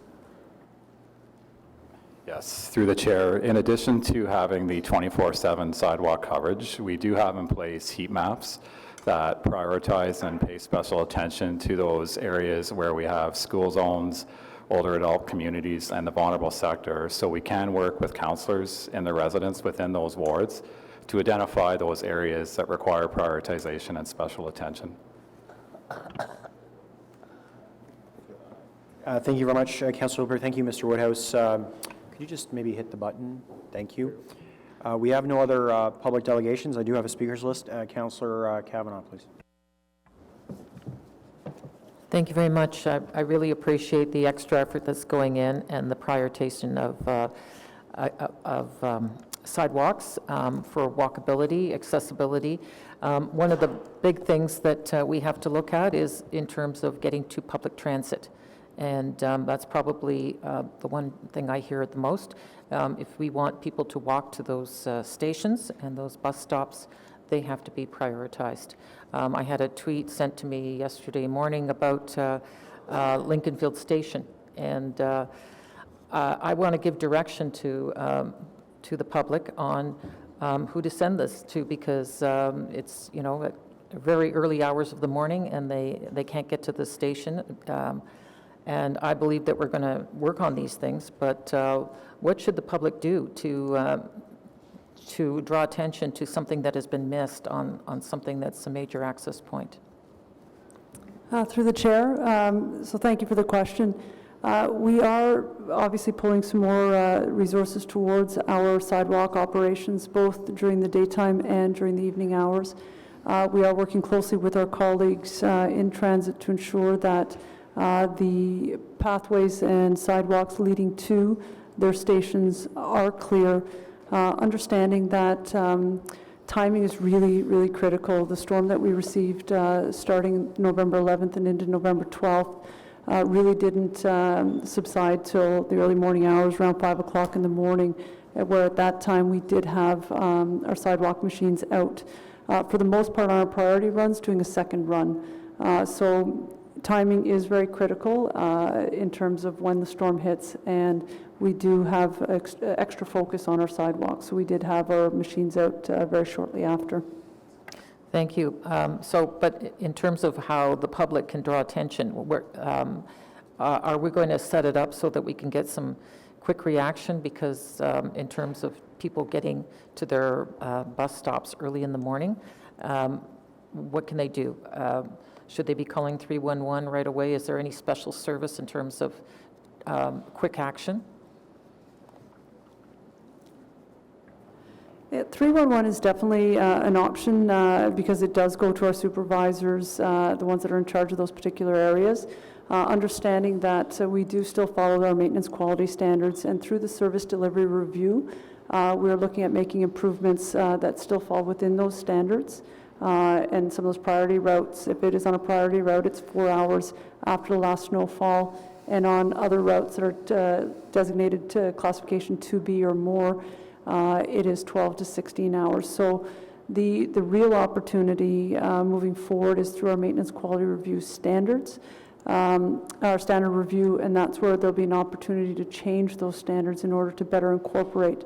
But definitely in the interim, if there is a concern near some of these transit areas, please do call 311. Thank you. As you know, I put in for those standards to be looked at. I really appreciate Mr. Woodhouse being here.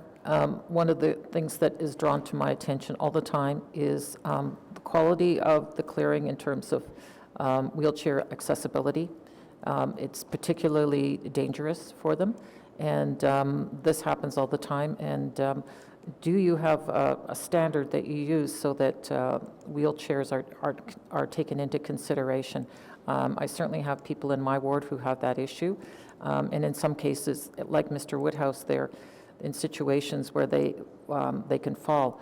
For example, in terms of just the last couple of days, and I know this has been a big surprise, so this has been a tough one, but I went out this morning, went out for my run, and the sidewalks are cleared, but ice is there because it melted a little bit, and then there's icy patches.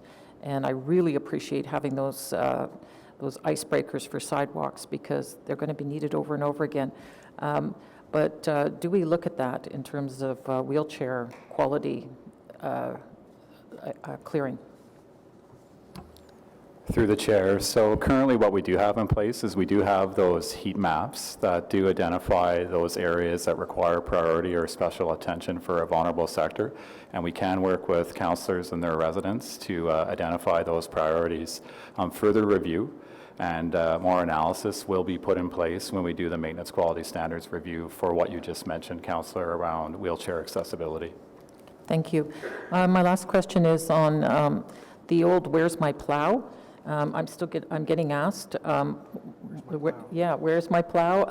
Of being able to find out when your street is going to be cleared and that it's going to be coming within a few hours or whatever.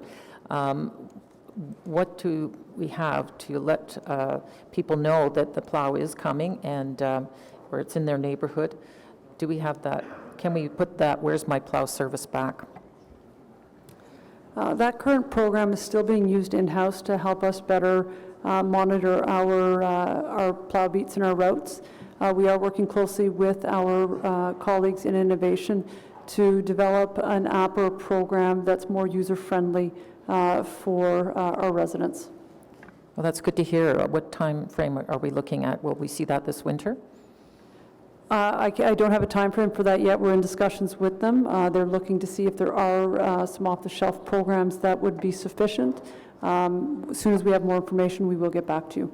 Oh, thank you. Is that been put into the budget to put in financing to pay for that app to make it available this year? We don't have an app that's in place right now, so we don't have an approximate cost to put in the budget. We will work through our innovation team to see if there is something that we can put into place sooner rather than later. Again, I will come back and let you know if we do have a potential option. Thank you.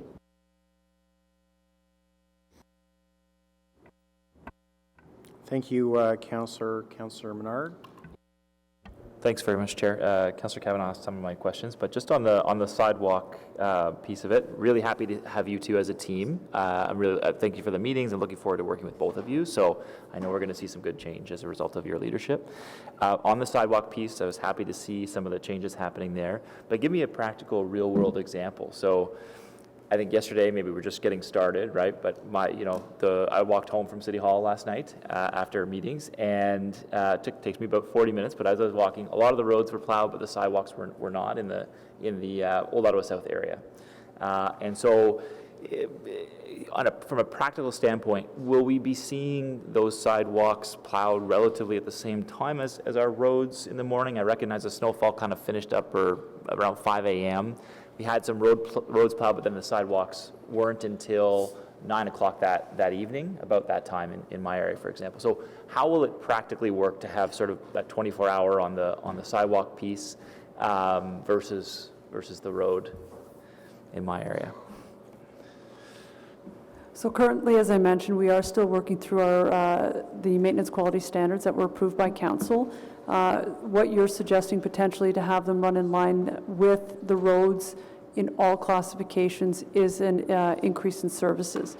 But what we're doing with the 24/7 coverage is now we have the ability to ensure that we have coverage through the overnight hours. Unfortunately, with this storm, the event ended early in the morning.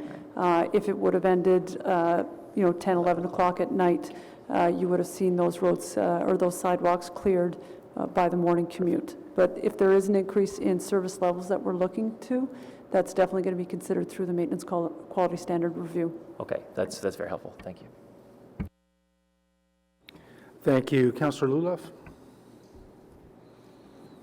Thank you, Mr. Chair. Thank you guys so much for your proactive communication throughout this entire process. You guys have been wonderful. I know that last year was really challenging. In the East End, Brian, Bruce, and Matt did a really, really wonderful job. They were always there 24 hours a day, 7 days a week to help us out with problem areas. I know that that's not sustainable, having a councillor stand on a street corner and say, come and clear this street. So I'm glad that we've come up with an overall plan. I think that what you've brought to us is thoughtful, and I think that it's going to make a big difference this year. So thank you guys both so much for this work. So in my meeting with you, Ms. Gibbons, you mentioned that you would look at ways to improve the winter parking ban enforcement, and you mentioned that today as well. Do you mind elaborating a little bit, or is that a little bit out of your, will we have to talk to Roger about that? Do you have any further details of what that might look like? Are we talking about a bylaw officer, following a plow, or a bylaw officer in a plow, or the plow calling the bylaw officer and letting them know? Do we have an idea of what that looks like? We are working very closely with our colleagues in bylaw in trying to better enforce the overnight parking bans. What that does, it helps the city ensure that our roadways are cleared more efficiently and on time. So they have committed to helping us by bringing on additional bylaw officers in order to help support ticketing these individuals. But what we're going to do at the front end is we're going to do more education, let residents know why it's important to ensure that they aren't parked on the streets during these overnight bans, and how it's going to help them and their residents.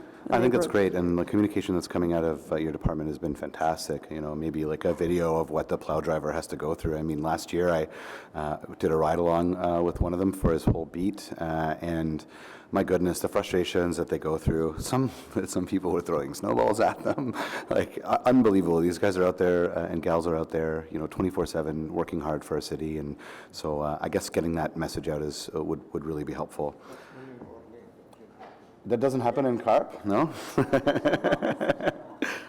Are there any new infographics for members of the public being developed and considered that would outline these changes to service delivery, that would show the suburban, rural, and urban strategies and strategies for the weather events?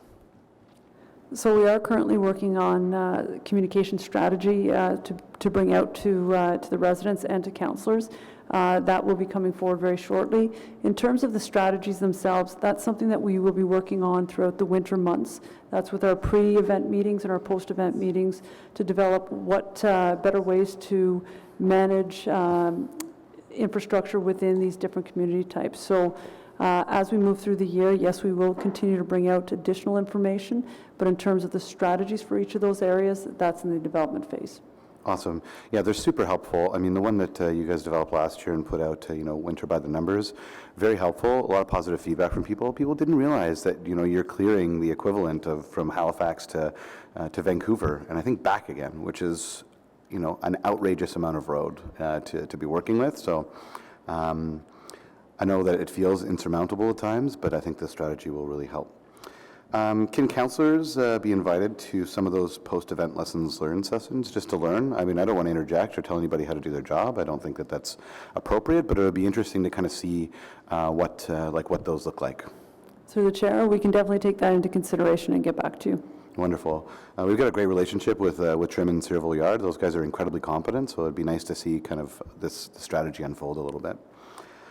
And how are the heat maps going to be developed? Are they going to be from publicly made service request locations and service requests from last year that came in? Or is that going to be something data that's going to be collected over the course of this winter?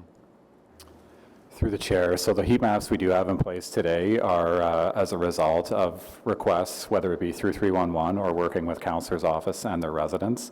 We'll continue to build those over this winter as well as we receive information on where we need to prioritize and pay special attention to.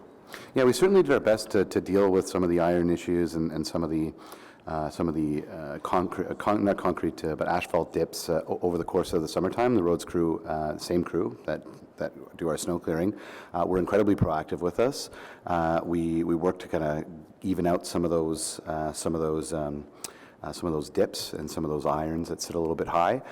So you definitely have good data from Ward 1 from us driving around and putting in the SRs. So thank you very much for your work, and we look forward to the best winter that we can have anyway. Thanks. Thank you, Councillor. Excuse me, Councillor DeRuse. Thank you, Mr. Chair, through you. Maybe Councillor Lulaf want to take a shift one night and go ahead and drive all these equipment. That would be great, and that will be helpful. I'm sure the people at the staff at the yard will love that. So anyway, thank you very much for the report and the review. I've been a long time waiting for it. I just have to say a few things. I want to thank you for meeting with us ahead and then giving us some stat and giving us some information ahead of the transportation meeting. But I still have some personal concern, and I'm really happy. One thing I'm very happy to see that finally we get it. One size doesn't fit all. And we've been talking about the amount of participation. Sometimes in Orleans you get 8 centimeter, and sometimes in Canada you'll have 3 centimeter. I'm very happy to see that it's been implemented in our,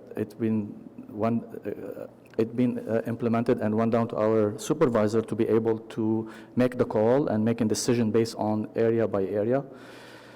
But if I look at the map, I really still have a concern about one supervisor that looking after all rural road. And I know that if you look at Cumberland and Carp and Osgood and Rideau, it's a massive area, and I'm not sure how this is going to be impacting not the level of service, because we know that the frontline worker, they'll be still out and everything, but the amount of the service that Councillor's office, we're going to be able to have the attention of that only one individual that's servicing that 4 rural areas. So I do have some concern about that. I would like to see if and also, I know that some of that supervisor also still have some urban, suburb area also he's looking after.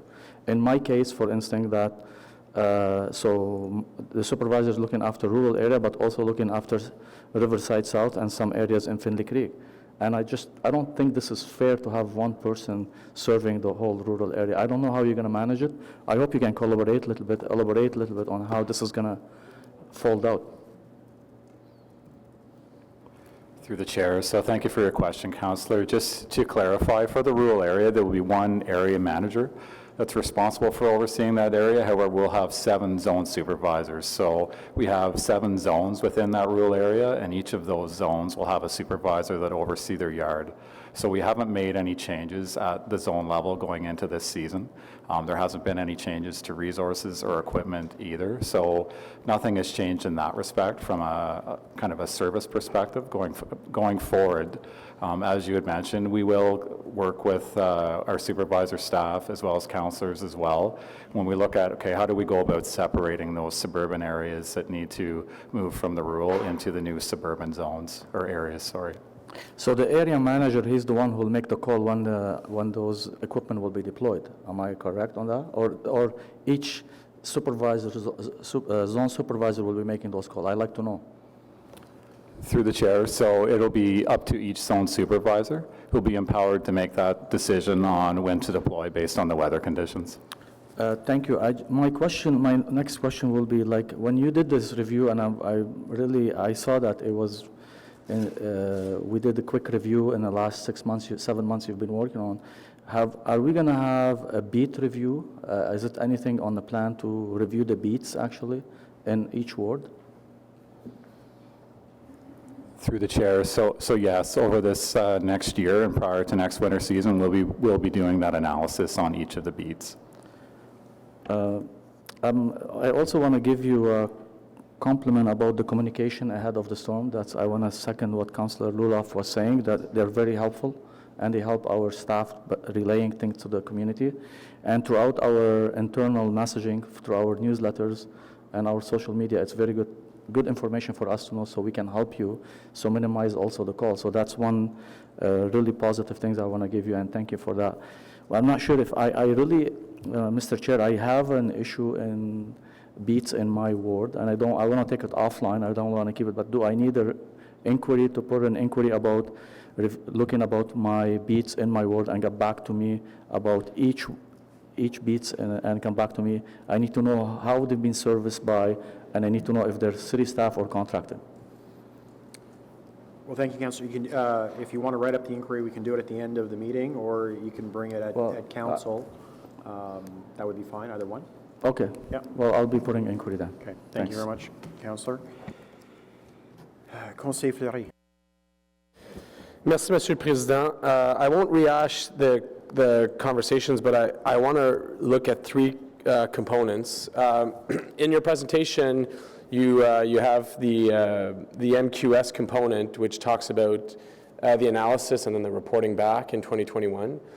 Can we expect that within this mandate of council, the MQS will be implemented and budgeted for? So I guess that's what I feel concerned, is that it feels like it slips into the next term when I understand there's a lot of work to do around the MQS, but want to make sure that winter, I guess, 21 to spring 2022, we would have it in place. So through the chair, funding for the maintenance quality standard review is included in the 2020 budget. So we will be starting the review into next year. In 2021, prior to the budget process, we will be coming back to council with either options or recommendations. And it will be up to council and the residents to decide on the services that they would like, along with the corresponding budget impacts or pressures. And that'll be what's put into the 2021 budget process.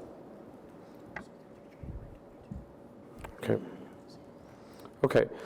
I want to know, so on community and protective services, we have a bylaw review process that's underway, one of which is our private contractor on private property snowplows.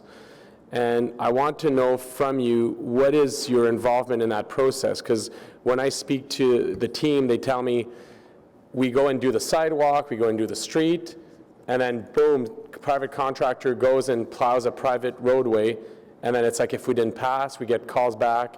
So how are we, I understand you work with bylaw, but what is your involvement in the bylaw review? Because I have an easy fix dash cam for all private contractors. In my mind, committee's gone a really interesting way. We're having a debate on Friday relating to short-term rentals, because we're taking on the pressure now of those short-term rentals. A lot of calls to bylaw. Every time bylaw goes out, it's $300. So why do we keep absorbing private pressures in the public environment, and it impacts our service levels? So I just want to know how you're involved in that review process for private snow contractors.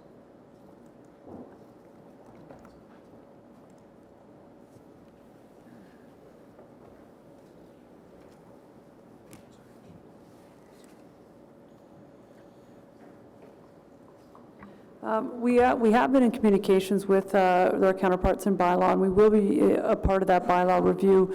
I do like your suggestion, and I know we've spoken about it before, whether dash cams can be incorporated into that. That's something that'll have to be discussed, obviously, through the bylaw review, but we do intend on having those open communications, because they're very well aware of the same concerns that you are in terms of private contractors disposing their snow on the city's right-of-way. Okay. And then my final bucket is around staffing. So there's a lot of things that we need to work through in terms of policy and the fundamentals through MQS. I get that. And sure, we can always put more budget, and I think you're seeing through this the proposal that we'll be looking at next committee, that there's a bit more money. But I'm concerned that we have equipment, we have beats, and yet we struggle with staffing the resource, because we're already at our first snowstorm and not all the equipment is out. And that's my challenge. And in that environment, I also feel that because an operator out of the sidewalk plows, if you do road plows, you get more money per hour. So it feels like a promotion to not do sidewalk plows. So how do we create an environment where as soon as there's a gap in staffing, it goes to sidewalk issues? Like the sidewalk issues are felt directly. What in your plan can you do in terms of staffing so that we don't create an environment where it's a promotion to be on a road plow versus a sidewalk plow, and as soon as we backfill, it impacts the sidewalk beats? Through the chair, through our service delivery review process, we did align resources and equipment to each one of our beats that we have on our road network and sidewalk network.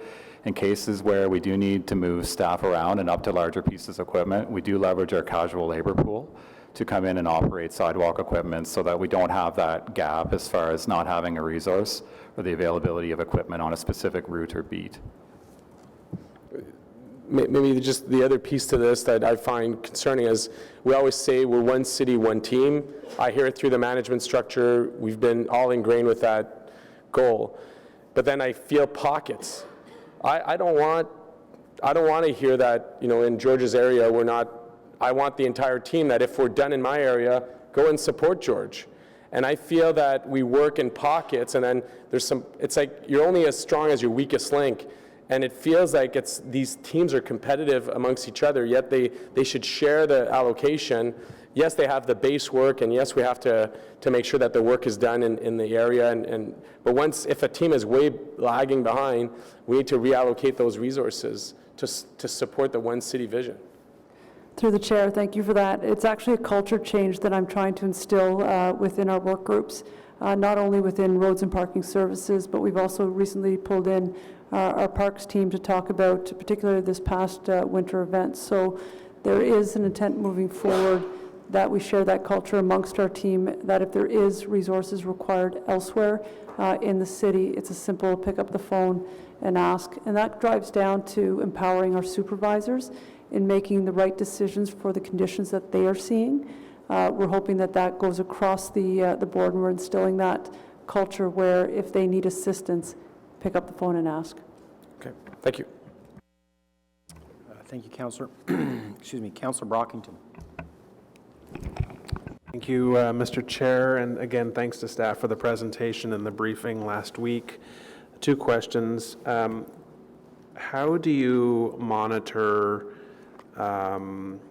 service standards? So we know that after a storm, depending on the classification of the street, it should be plowed within X number of hours.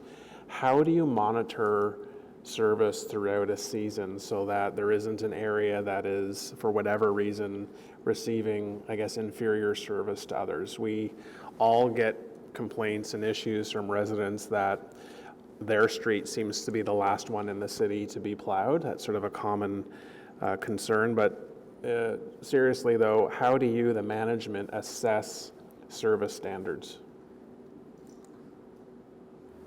Through the chair, so we do have GPS on our road network equipment, and this winter season we will have GPS on our sidewalk equipment so that we can do just that, measure our performance in comparison to our standards. So you do have a measurement tool in place? Through the chair, yes, we do, Councillor. Okay, and can you clarify when an overnight parking ban gets initiated? I was surprised that we did not have one earlier this week.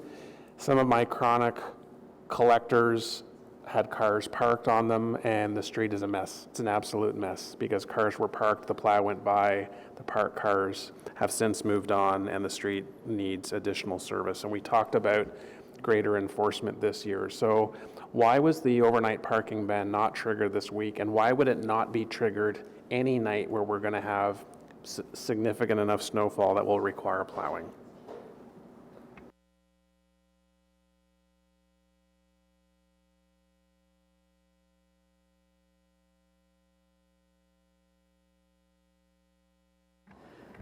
Through the chair, so particularly with this past event, the initial expectations were in the amount of 5 to 10 centimeters.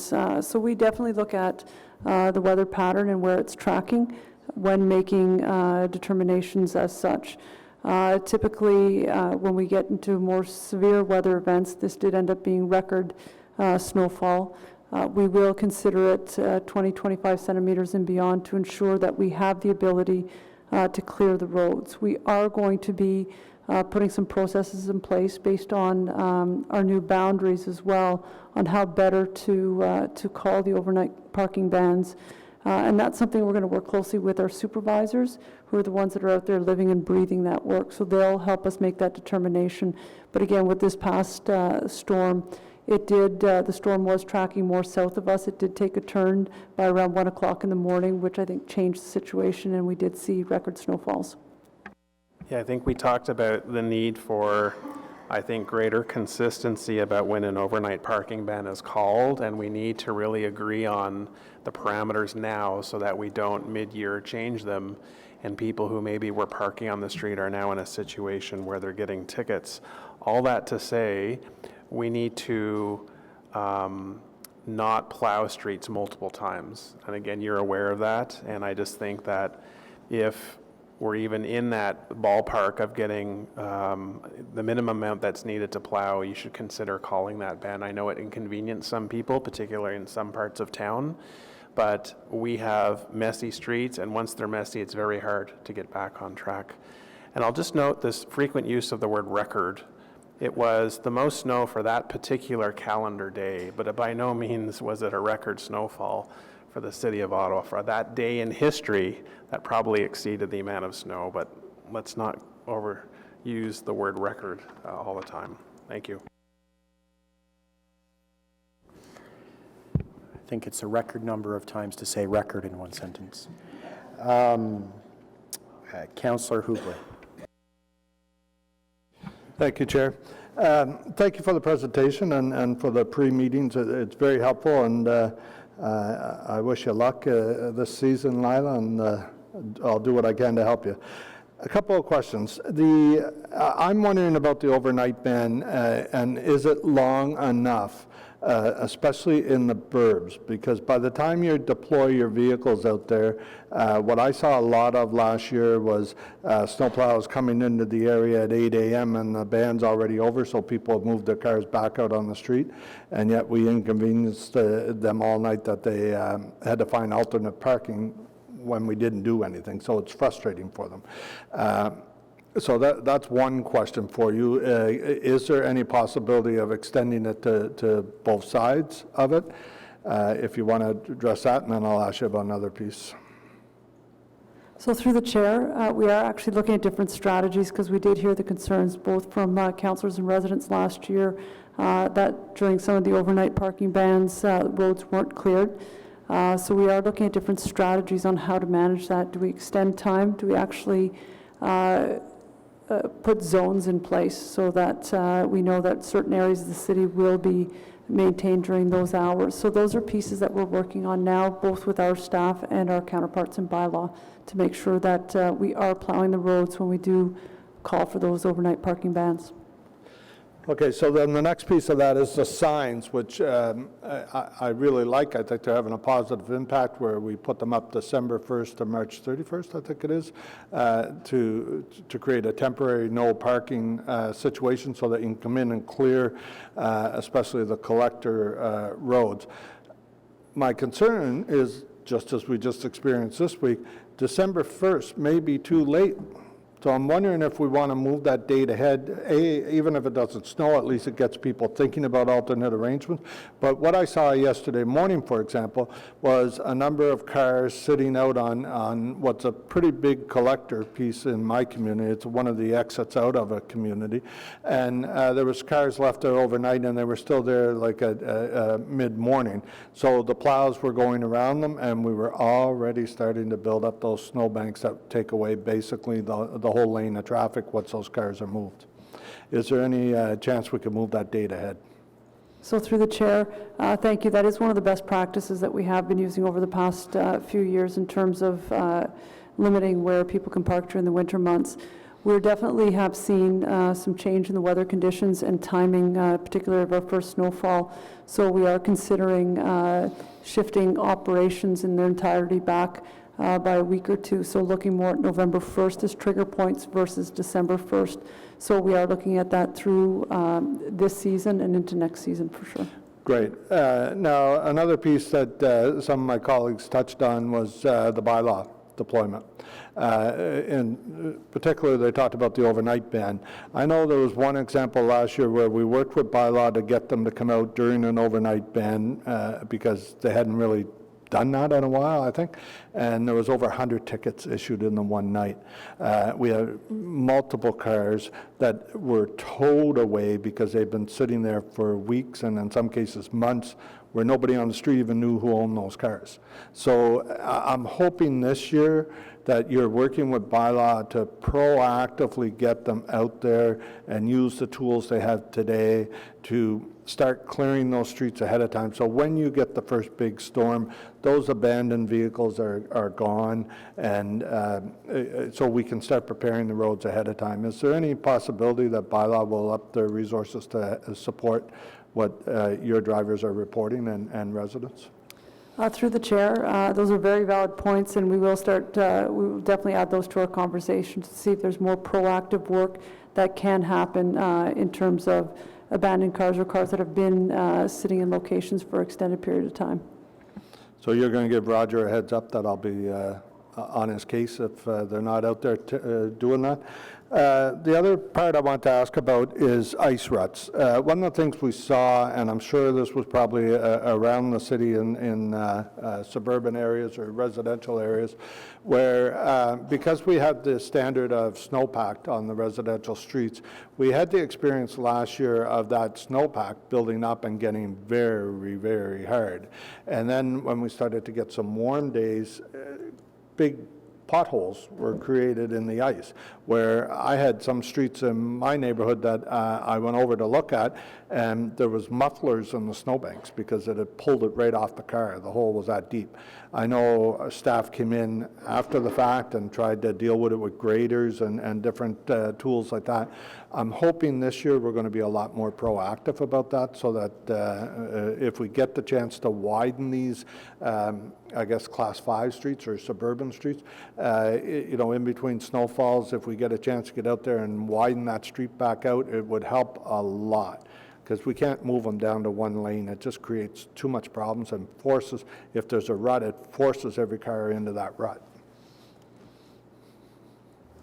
Through the chair, so thank you for your question, Councillor. Part of the deployment plans and strategies we're putting in place is we are empowering supervisors within their local areas to make decisions on deployment plans and the timing of when they deploy, which we would believe will help with that very instant an issue that we had last winter season with the rutting on the residential streets. So to make sure I understand you correctly, it'll be up to the supervisor to decide to deploy resources in between storms to clear the streets. Is that correct? Class 5? Through the chair, so they still will be following the maintenance quality standards as a guideline. However, if the conditions warranted and they do need to deploy staff to deal with issues such as a upcoming freeze-thaw cycle, that they'll have the ability to do that. Okay. Thank you. Thank you, Mr. Chair. Thank you, Councillor Hubley. I don't have any other speakers on the list. Okay, great. That the Transportation Committee and Council receive the report for information? Received? Wonderful, thank you. The next is item 4, all-way stop control at the intersection of Crystal Ridge Place and Apple Hill Drive. Carried. Is this carried? Carried, thank you. Okay, so give me 1 second as I have to reorder the items that we added at the beginning. So we have an IPD, Bronson Avenue and Raven Road Transit Priority Improvements Environmental Assessment Study. Councillor Menard has 2 very quick questions. Very quickly on this, Chair. Just 1 second, Councillor. Okay. Is someone from Bronson at, here we go.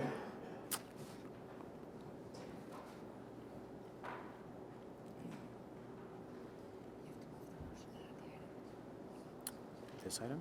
Okay, we have to move to add this to the agenda for 2 quick questions. So we have committee's consent. Carried, thank you. Councilor Menard. Thanks very much, Chair, and thank you for being here, sitting through the meeting. I know we've talked a little bit about this, but I just want to make sure we get on the record. This project is to build a road within Carleton University to connect the buses for when Stage 2, the O-Train shutdown, is happening, and so it'll help prioritize access for OC Transpo and getting students and other folks in and out of campus much more efficiently, which I'm supportive of.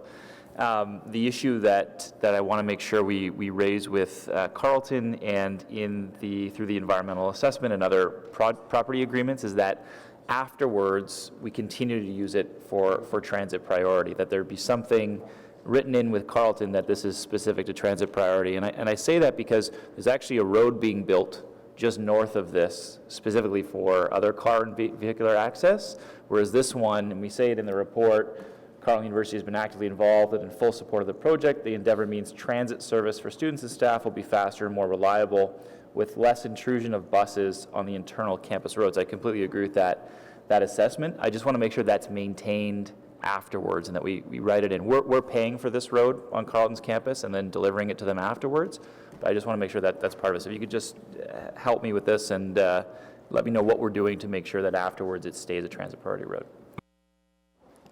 Through the chair, thank you, Councillor, for the question. And yes, we had this discussion earlier. I understand the agreement does not address what happens after Phase 2 is in service.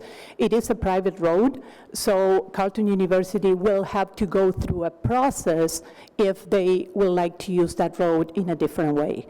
It is planned to be a transit access after the Phase 2 is in service because it provides efficiencies for transit access in the university. I appreciate that. Is there nothing we can write in within the project agreement or within the environmental assessment that says afterwards the municipality intends that this be a transit priority road, that we don't foresee changes? We don't want to see changes in the future to change it from that. Through the chair, I will have to take that question with me and work with our real estate folks that are working with the agreement with Carleton University.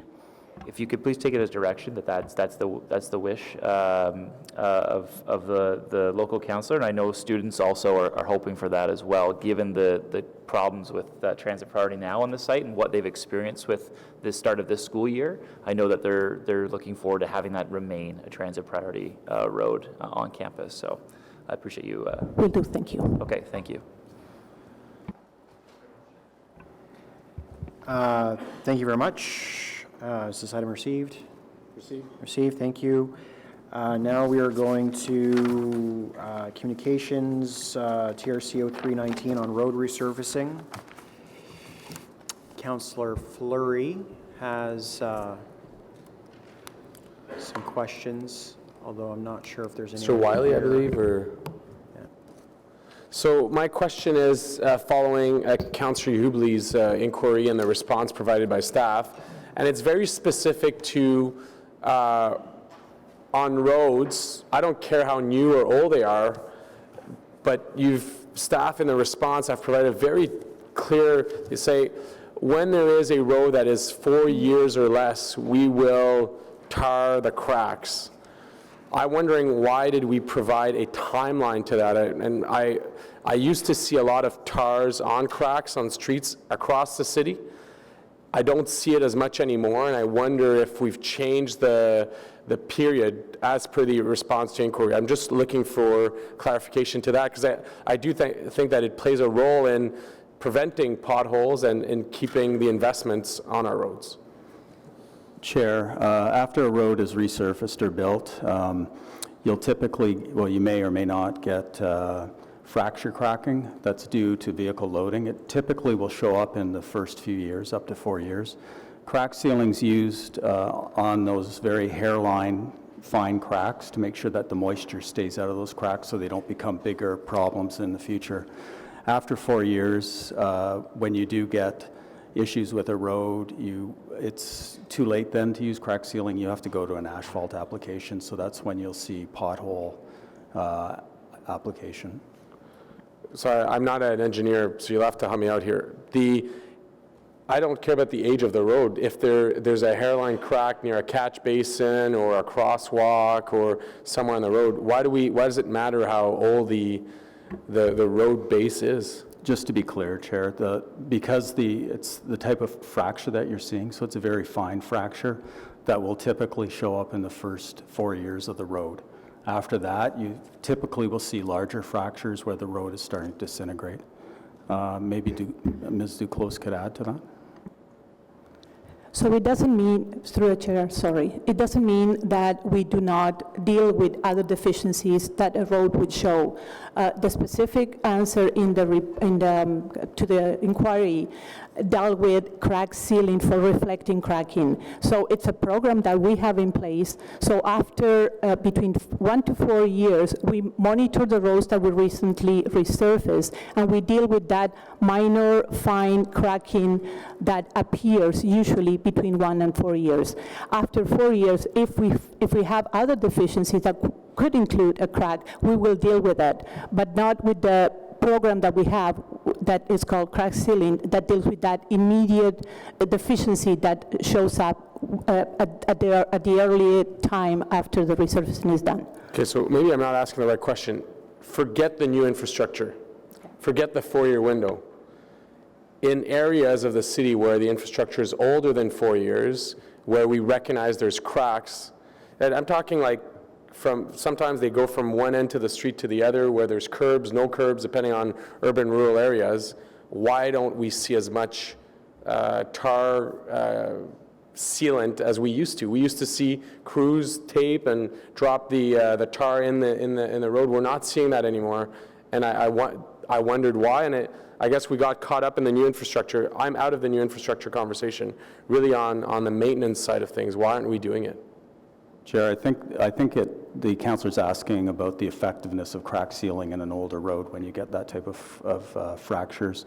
Maybe what we can do is take it away and meet with the councillor and give him a fulsome explanation of the program and what we would do in that instance. Glad to take it offline, but I think it is an important issue as we face aging infrastructure, how we're fixing potholes and repairing streets. Yeah, I think that if the councillor's okay with that, that'd be fine, but just given the lack of clarity or the lack of, it would be good if there was a follow-up memo, I think, to members of the committee to provide everyone the same information. We'll take that away, Chair. All right, thank you. Good? Yeah. Yeah, perfect. The next communication that was held is TRC 0419, Prince of Wales Bridge for Transit. I believe this was Councillor Kavanagh. So Thank you very much, Chair. I appreciate the response from staff on this. My question was related to a statement that was made by the mayor on September 24th, saying that the bridge was not going to be considered, and the note that I got back was that, yes, it still would be considered. It's very interesting because recently at a community meeting in Bay Ward, the MP for Ottawa West Nepean stated her enthusiasm and support for the Prince of Wales Bridge becoming available for LRT. And she stated that there is a caucus, a national capital caucus of MPs who share this enthusiasm. I just didn't see that in this report. I want to know what the ongoing talks are with the federal government, because if there are local MPs on both sides of the river who support this effort, why is it being delayed so much? I think that it's a very passionate issue for many people here in Ottawa. They see that bridge and it's not in great shape, yet it's an excellent opportunity to increase transit with our neighbors across the river. They share our roads too, so it helps us. When I bike to work and I'm looking at all those cars coming the other way, I'd say about 70% of them are from the Quebec side, and they have no choice but to drive because there's very little transit options for them. So this is an opportunity, and I want to know what the conversations are with this regional caucus to move this up. Chair, our response is based on what's in the TMP and what the council has approved. I'm not privy to some of the political discussions. So this is in our long-term plan, and you were asking about, it came up, this issue came up because of the STO study, and I've had discussions with Councillor Fleury, and he's asked that the STO's consultant and their team come to committee to talk about their study, and they will do that in the spring. They're not ready yet to present to us, so you will get the details as to why they chose Portage as their connection rather than Prince of Wales. Now, Prince of Wales Bridge is another facility for a different purpose than the STO's, which was from the west to the two downtowns. Well, there's a lot of people that are commuting that are heading west for sure, and this bridge is something that would connect to the LRT, and with the extension of Stage 2 and eventually Stage 3, that would take them to Canada, because a lot of these people are going to the high-tech jobs in Canada and the West End. It's, you know, we're and D&D, we already know the parking situation there. That's in Bayward at Moody Drive. And it's pretty clear that we need more transit for both sides of the river, and we need to work together. When I heard this being stated at a public meeting in Bayward, that the MP is talking about a total commitment on this, it doesn't strike me that it's getting, you know, that it's coming into our, you know, we're on our radar. We're not, it's not being reflected here. And I recognize that you're considering it a political decision, but from what I understand, this is a commitment that this is a member of government who is saying that this is something that is enthusiastically supported. So I wanted to see how that was reflected, and it just contradicted what the mayor had said. Is there future conversations at the federal level? You were talking about STO, but what conversations are there at the federal level for this? Councillor, I'm not sure that Ms. Chi is in a position to comment on political discussions that may or may not be happening, but perhaps just so that everyone around the table is on the same page, what is the status of the bridge in our TMP? The status of the use of the bridge, it is identified for future, it's not part of the affordable plan. But we are doing the TMP review, we're doing the updates, so we will revisit these issues. But it was an affordability issue at the time, in the 2013, so this was not part of the affordable plan, but it's been still identified and tagged as a future longer-term need. So, Councillor, I would suggest that given that answer, if this is something you want to pursue, you should pursue that through the TMP discussions, which have begun and are ongoing.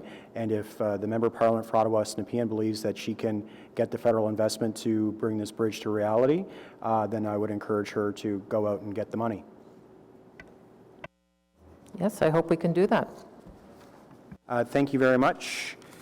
Are there any notices of motions? Oh, I apologize. Apparently there is a public delegation on the bridge.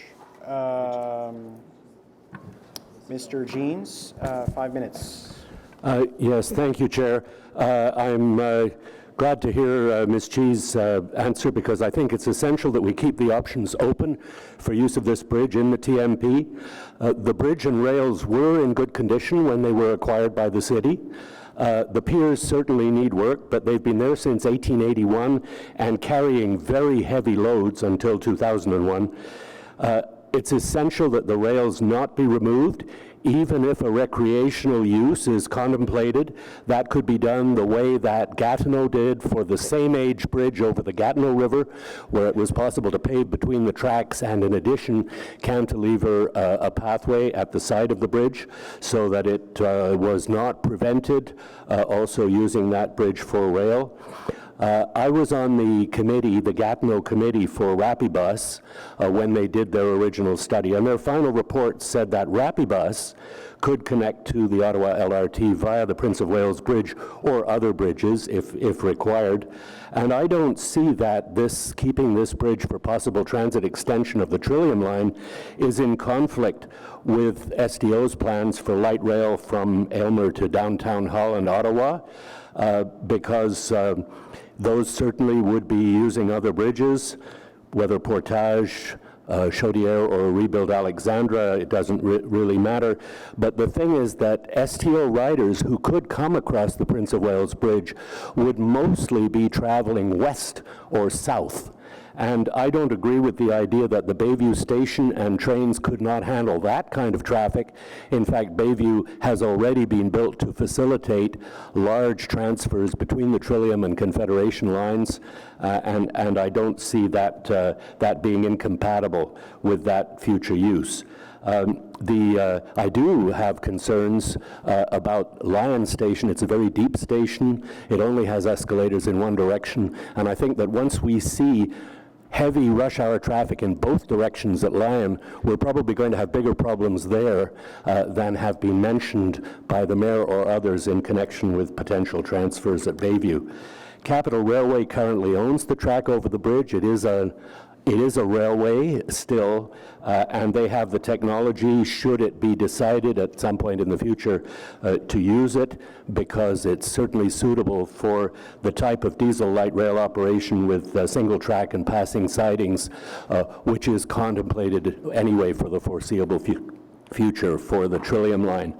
I will also mention that the NCC Interprovincial Transit Study, which was conducted with the participation of the cities of Gatineau and Ottawa, did recommend that the bridge be retained for future transit use. So I certainly want to see an extensive discussion of this in the forthcoming TMP, and hopefully the priority will be raised from what was in the last TMP. Thank you.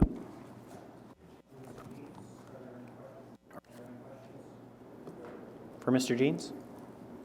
Just a comment. Very quickly. Yes, Mr. Jeans, I happen to agree with you on Bayview, so let's wait for STO's consultant to come to this committee, present what the city's provided, because I'm also concerned in terms of what OC and the city's provided to the consultant, but that will all be aired when the consultant comes to this committee. Wonderful. Thank you very much, Mr. Jeans. There are no other items on the agenda. Are there any notices of motions for future meetings? I think, Chair, we had Beachburg-Walkley lifted. Pardon me? Beachburg-Walkley IPD.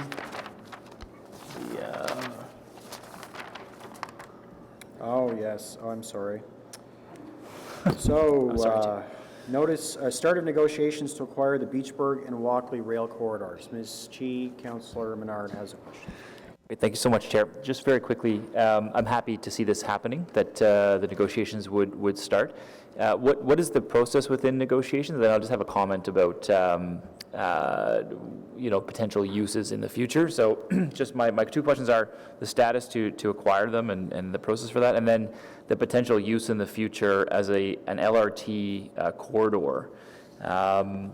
Is that being considered in the purchase of this corridor? Well, Chair, for the first question as to the status, this is just to inform Council that there was an informal notification that that CN would be dispensing with this, but there's no formal notice of discontinuance just yet, so we have to wait for that. So this is just to inform you that something's happening, and maybe we don't know when, but that staff would be ready to go out and negotiate. So that's one. And for the uses, we don't identify anything yet, but it's it would be for a transportation corridor. There may be some interim uses, but it really depends, because this project right now, this corridor is not in our rapid transit network. So again, we will review all of that and its priority in context of the whole network as part of the TMP review, if we acquire the corridor. Okay, I would just, I guess, just a comment then. This potential corridor could represent a very low-cost, high-capacity rail corridor for Ottawa in the future, given the area that it goes through and the connection to the west of Ottawa. And so I just want to make sure we're not ruling that piece out, that it is something we should be looking at as a surface rail option in conjunction with how the baseline BRT is potentially unfolding. This could be a replacement option. And so I know there's folks that are looking at this rail corridor as a real potential boon for Ottawa in the future that would serve the population further south of our current east-west LRT line that would make connections into the west end of Ottawa. So I just want to keep that on the record and hope that we look at that in our future TMP. I can send you some documents I've received as well about the potential use of this. So, thank you. Perfect. Thank you, Councillor. Councillor El Shantiri Just has some questions. this corridor, it's been, I know Councillor Menard maybe doesn't know the history of it, but right now it's still owned by the CN. Am I correct? The bed. That's because correct. they took the track out.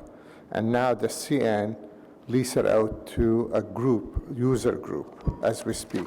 So the only thing we have, and we had asked all along for this corridor to maintain within the city because it is in our master transportation plan for future use. And that's still on the record. We need to discuss it in our master transportation plan. Is that correct? Same as we just talked a little while ago about the bridge, the Prince of Wales Bridge. This corridor is not identified in our rapid transit network currently in the 2013 TMP, but as we noted in the IPD that, long linear corridors like this don't come up very often. So we would, the first thing is try to protect to keep it. And then we would also analyze, yes, we do see it from our network, we do see that this does provide some transportation benefits. When and how would be something that we would need to look through as part of our TMP review. Okay, thank you. Thank you very much. And Mr. Jeans would like to speak to this item. So, Mr. Jeans, you have 5 minutes. Yes, thank you, Chair. Again, I'm strongly in support of the city acquiring this when the opportunity arises, in particular with the track and any sidings, not just the land. This line was built to high standards for transcontinental trains. Most of the roads along the route are already grade separated. This was done at federal expense. There are at least 12 such road crossings. Most of the route is suitable for double track, and there are already some passing tracks. It was originally fully signaled by the NCC back in the 1950s, though the signaling is defunct on parts of the line except where it meets other rail lines. It was studied in the East-West LRT EA in 2006, but that study was suspended without a report when the North-South LRT was canceled, and the subsequent EA only looked at 4 options for a tunnel under downtown and did not keep open the consideration of the cross-city rail corridor. It links several business parks across the region. It potentially links all of the Stage 2 light rail and transitway routes that go to the south. It's potentially, and this has been discussed, part of a potential commuter rail service going as far east as Castleman and as far west as Arnprior. It was recommended in the 2007 Mayor's Transportation Study that it be retained as part of the transportation system. It is compatible with the technology that the city already has in Capital Railway of diesel light rail with passing tracks. Although it does meet via rail at 1 and possibly 2 points, the U.S. Federal Railroad Administration is in the process of changing the rules to allow lighter weight passenger trains on shared tracks. So the old prohibition of which would have created problems for the portion of connecting the Walkley and Beachburg lines across the Rideau River, that problem might in fact go away anyway. It also is needed to provide continued freight access to the NRC rail test facility at Uplands, and in fact, a new passenger car from Siemens, which Via Rail is planning to use in future, was just taken down there by rail just last week for testing in the testing labs there. It also provides the link to the Nylene factory in Arnprior, which would lose its rail access if this line is abandoned. And for that matter, it provides a rail access to Capital Railway's own facilities at Walkley Yard, which would also become isolated from the general rail network should the city not acquire these lines. So just going back again, this also should be considered, the future of this line should be considered with all the options in the Transportation Master Plan, and the city should not pass up any opportunity to acquire the corridor and the tracks. Thank you. Thank you. Councilor Menard. Thanks very much, Chair. In terms of the cost benefit of this, it seems to me there's a huge impetus to get rail to the West End, look at the Stage 3 LRT. Can you give me more information of what you've analyzed in terms of potential cost benefit in terms of cost-effective transit investment in Ottawa to the extension of where we're looking at Stage 3 as a potential versus this option? Yes, Councillor, and through you, Chair. Back in 1996, the city looked at both commuter rail and light rail options for the future, and the city council decided, the regional council then decided in 1996 to proceed with light rail transit, rapid transit, and not commuter rail. But other cities have made other decisions, and most other cities, every other city in Canada that has light rail or even metros also has commuter rail. And at some point, there is an opportunity to combine that, particularly since we've made the decision to retain that technology for the foreseeable future for the Trillium line. So we've looked at a variety of options for providing a commuter rail type of service in from Canada, possibly farther beyond. This rail line is connected to another line already owned by the city, the corridor owned by the city, which goes out through Carp to the outskirts of Arnprior. And similarly, there have been extensive discussions with Via Rail in the past about the possibility of commuter rail service coming in from Castleman, Limoges, Var, Carlsbad Springs. All of that is a possibility that could be operated in future jointly with Via Rail, and maintaining these lines is an important part of that option, which I don't think we should walk away from, even though it's really a separate system from our Confederation Line light rail technology. Okay, thanks very much, Mr. Jeans. Thanks, Chair. Thank you very much, Mr. Jeans. Okay, now I swear to God, we are at the end. There is nothing else on the agenda unless Councillor El Shantiri is going to cause some trouble. No, but I think I want to clarify something we heard here time and time again. So there's two rail lines, one from Walkley to Vicksburg, and the track's been off the line, and that's what we want to talk about. But there's another existing line still operate once a week to Arnprior. So we don't want to mix the two together. Am I correct? And they're both owned by the one to Arnprior is owned by the city and leased out to a private. Yes, that's the Renfrew line, and it's being leased out to Nylene. Yes. Just so we clarify both. Perfect, wonderful.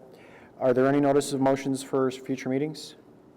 No. Are there any inquiries? Any other business? Wonderful. Are we adjourned? Thank you. Our next meeting is Wednesday, December 4th, where we will discuss, I'm sure, many things, including the budget.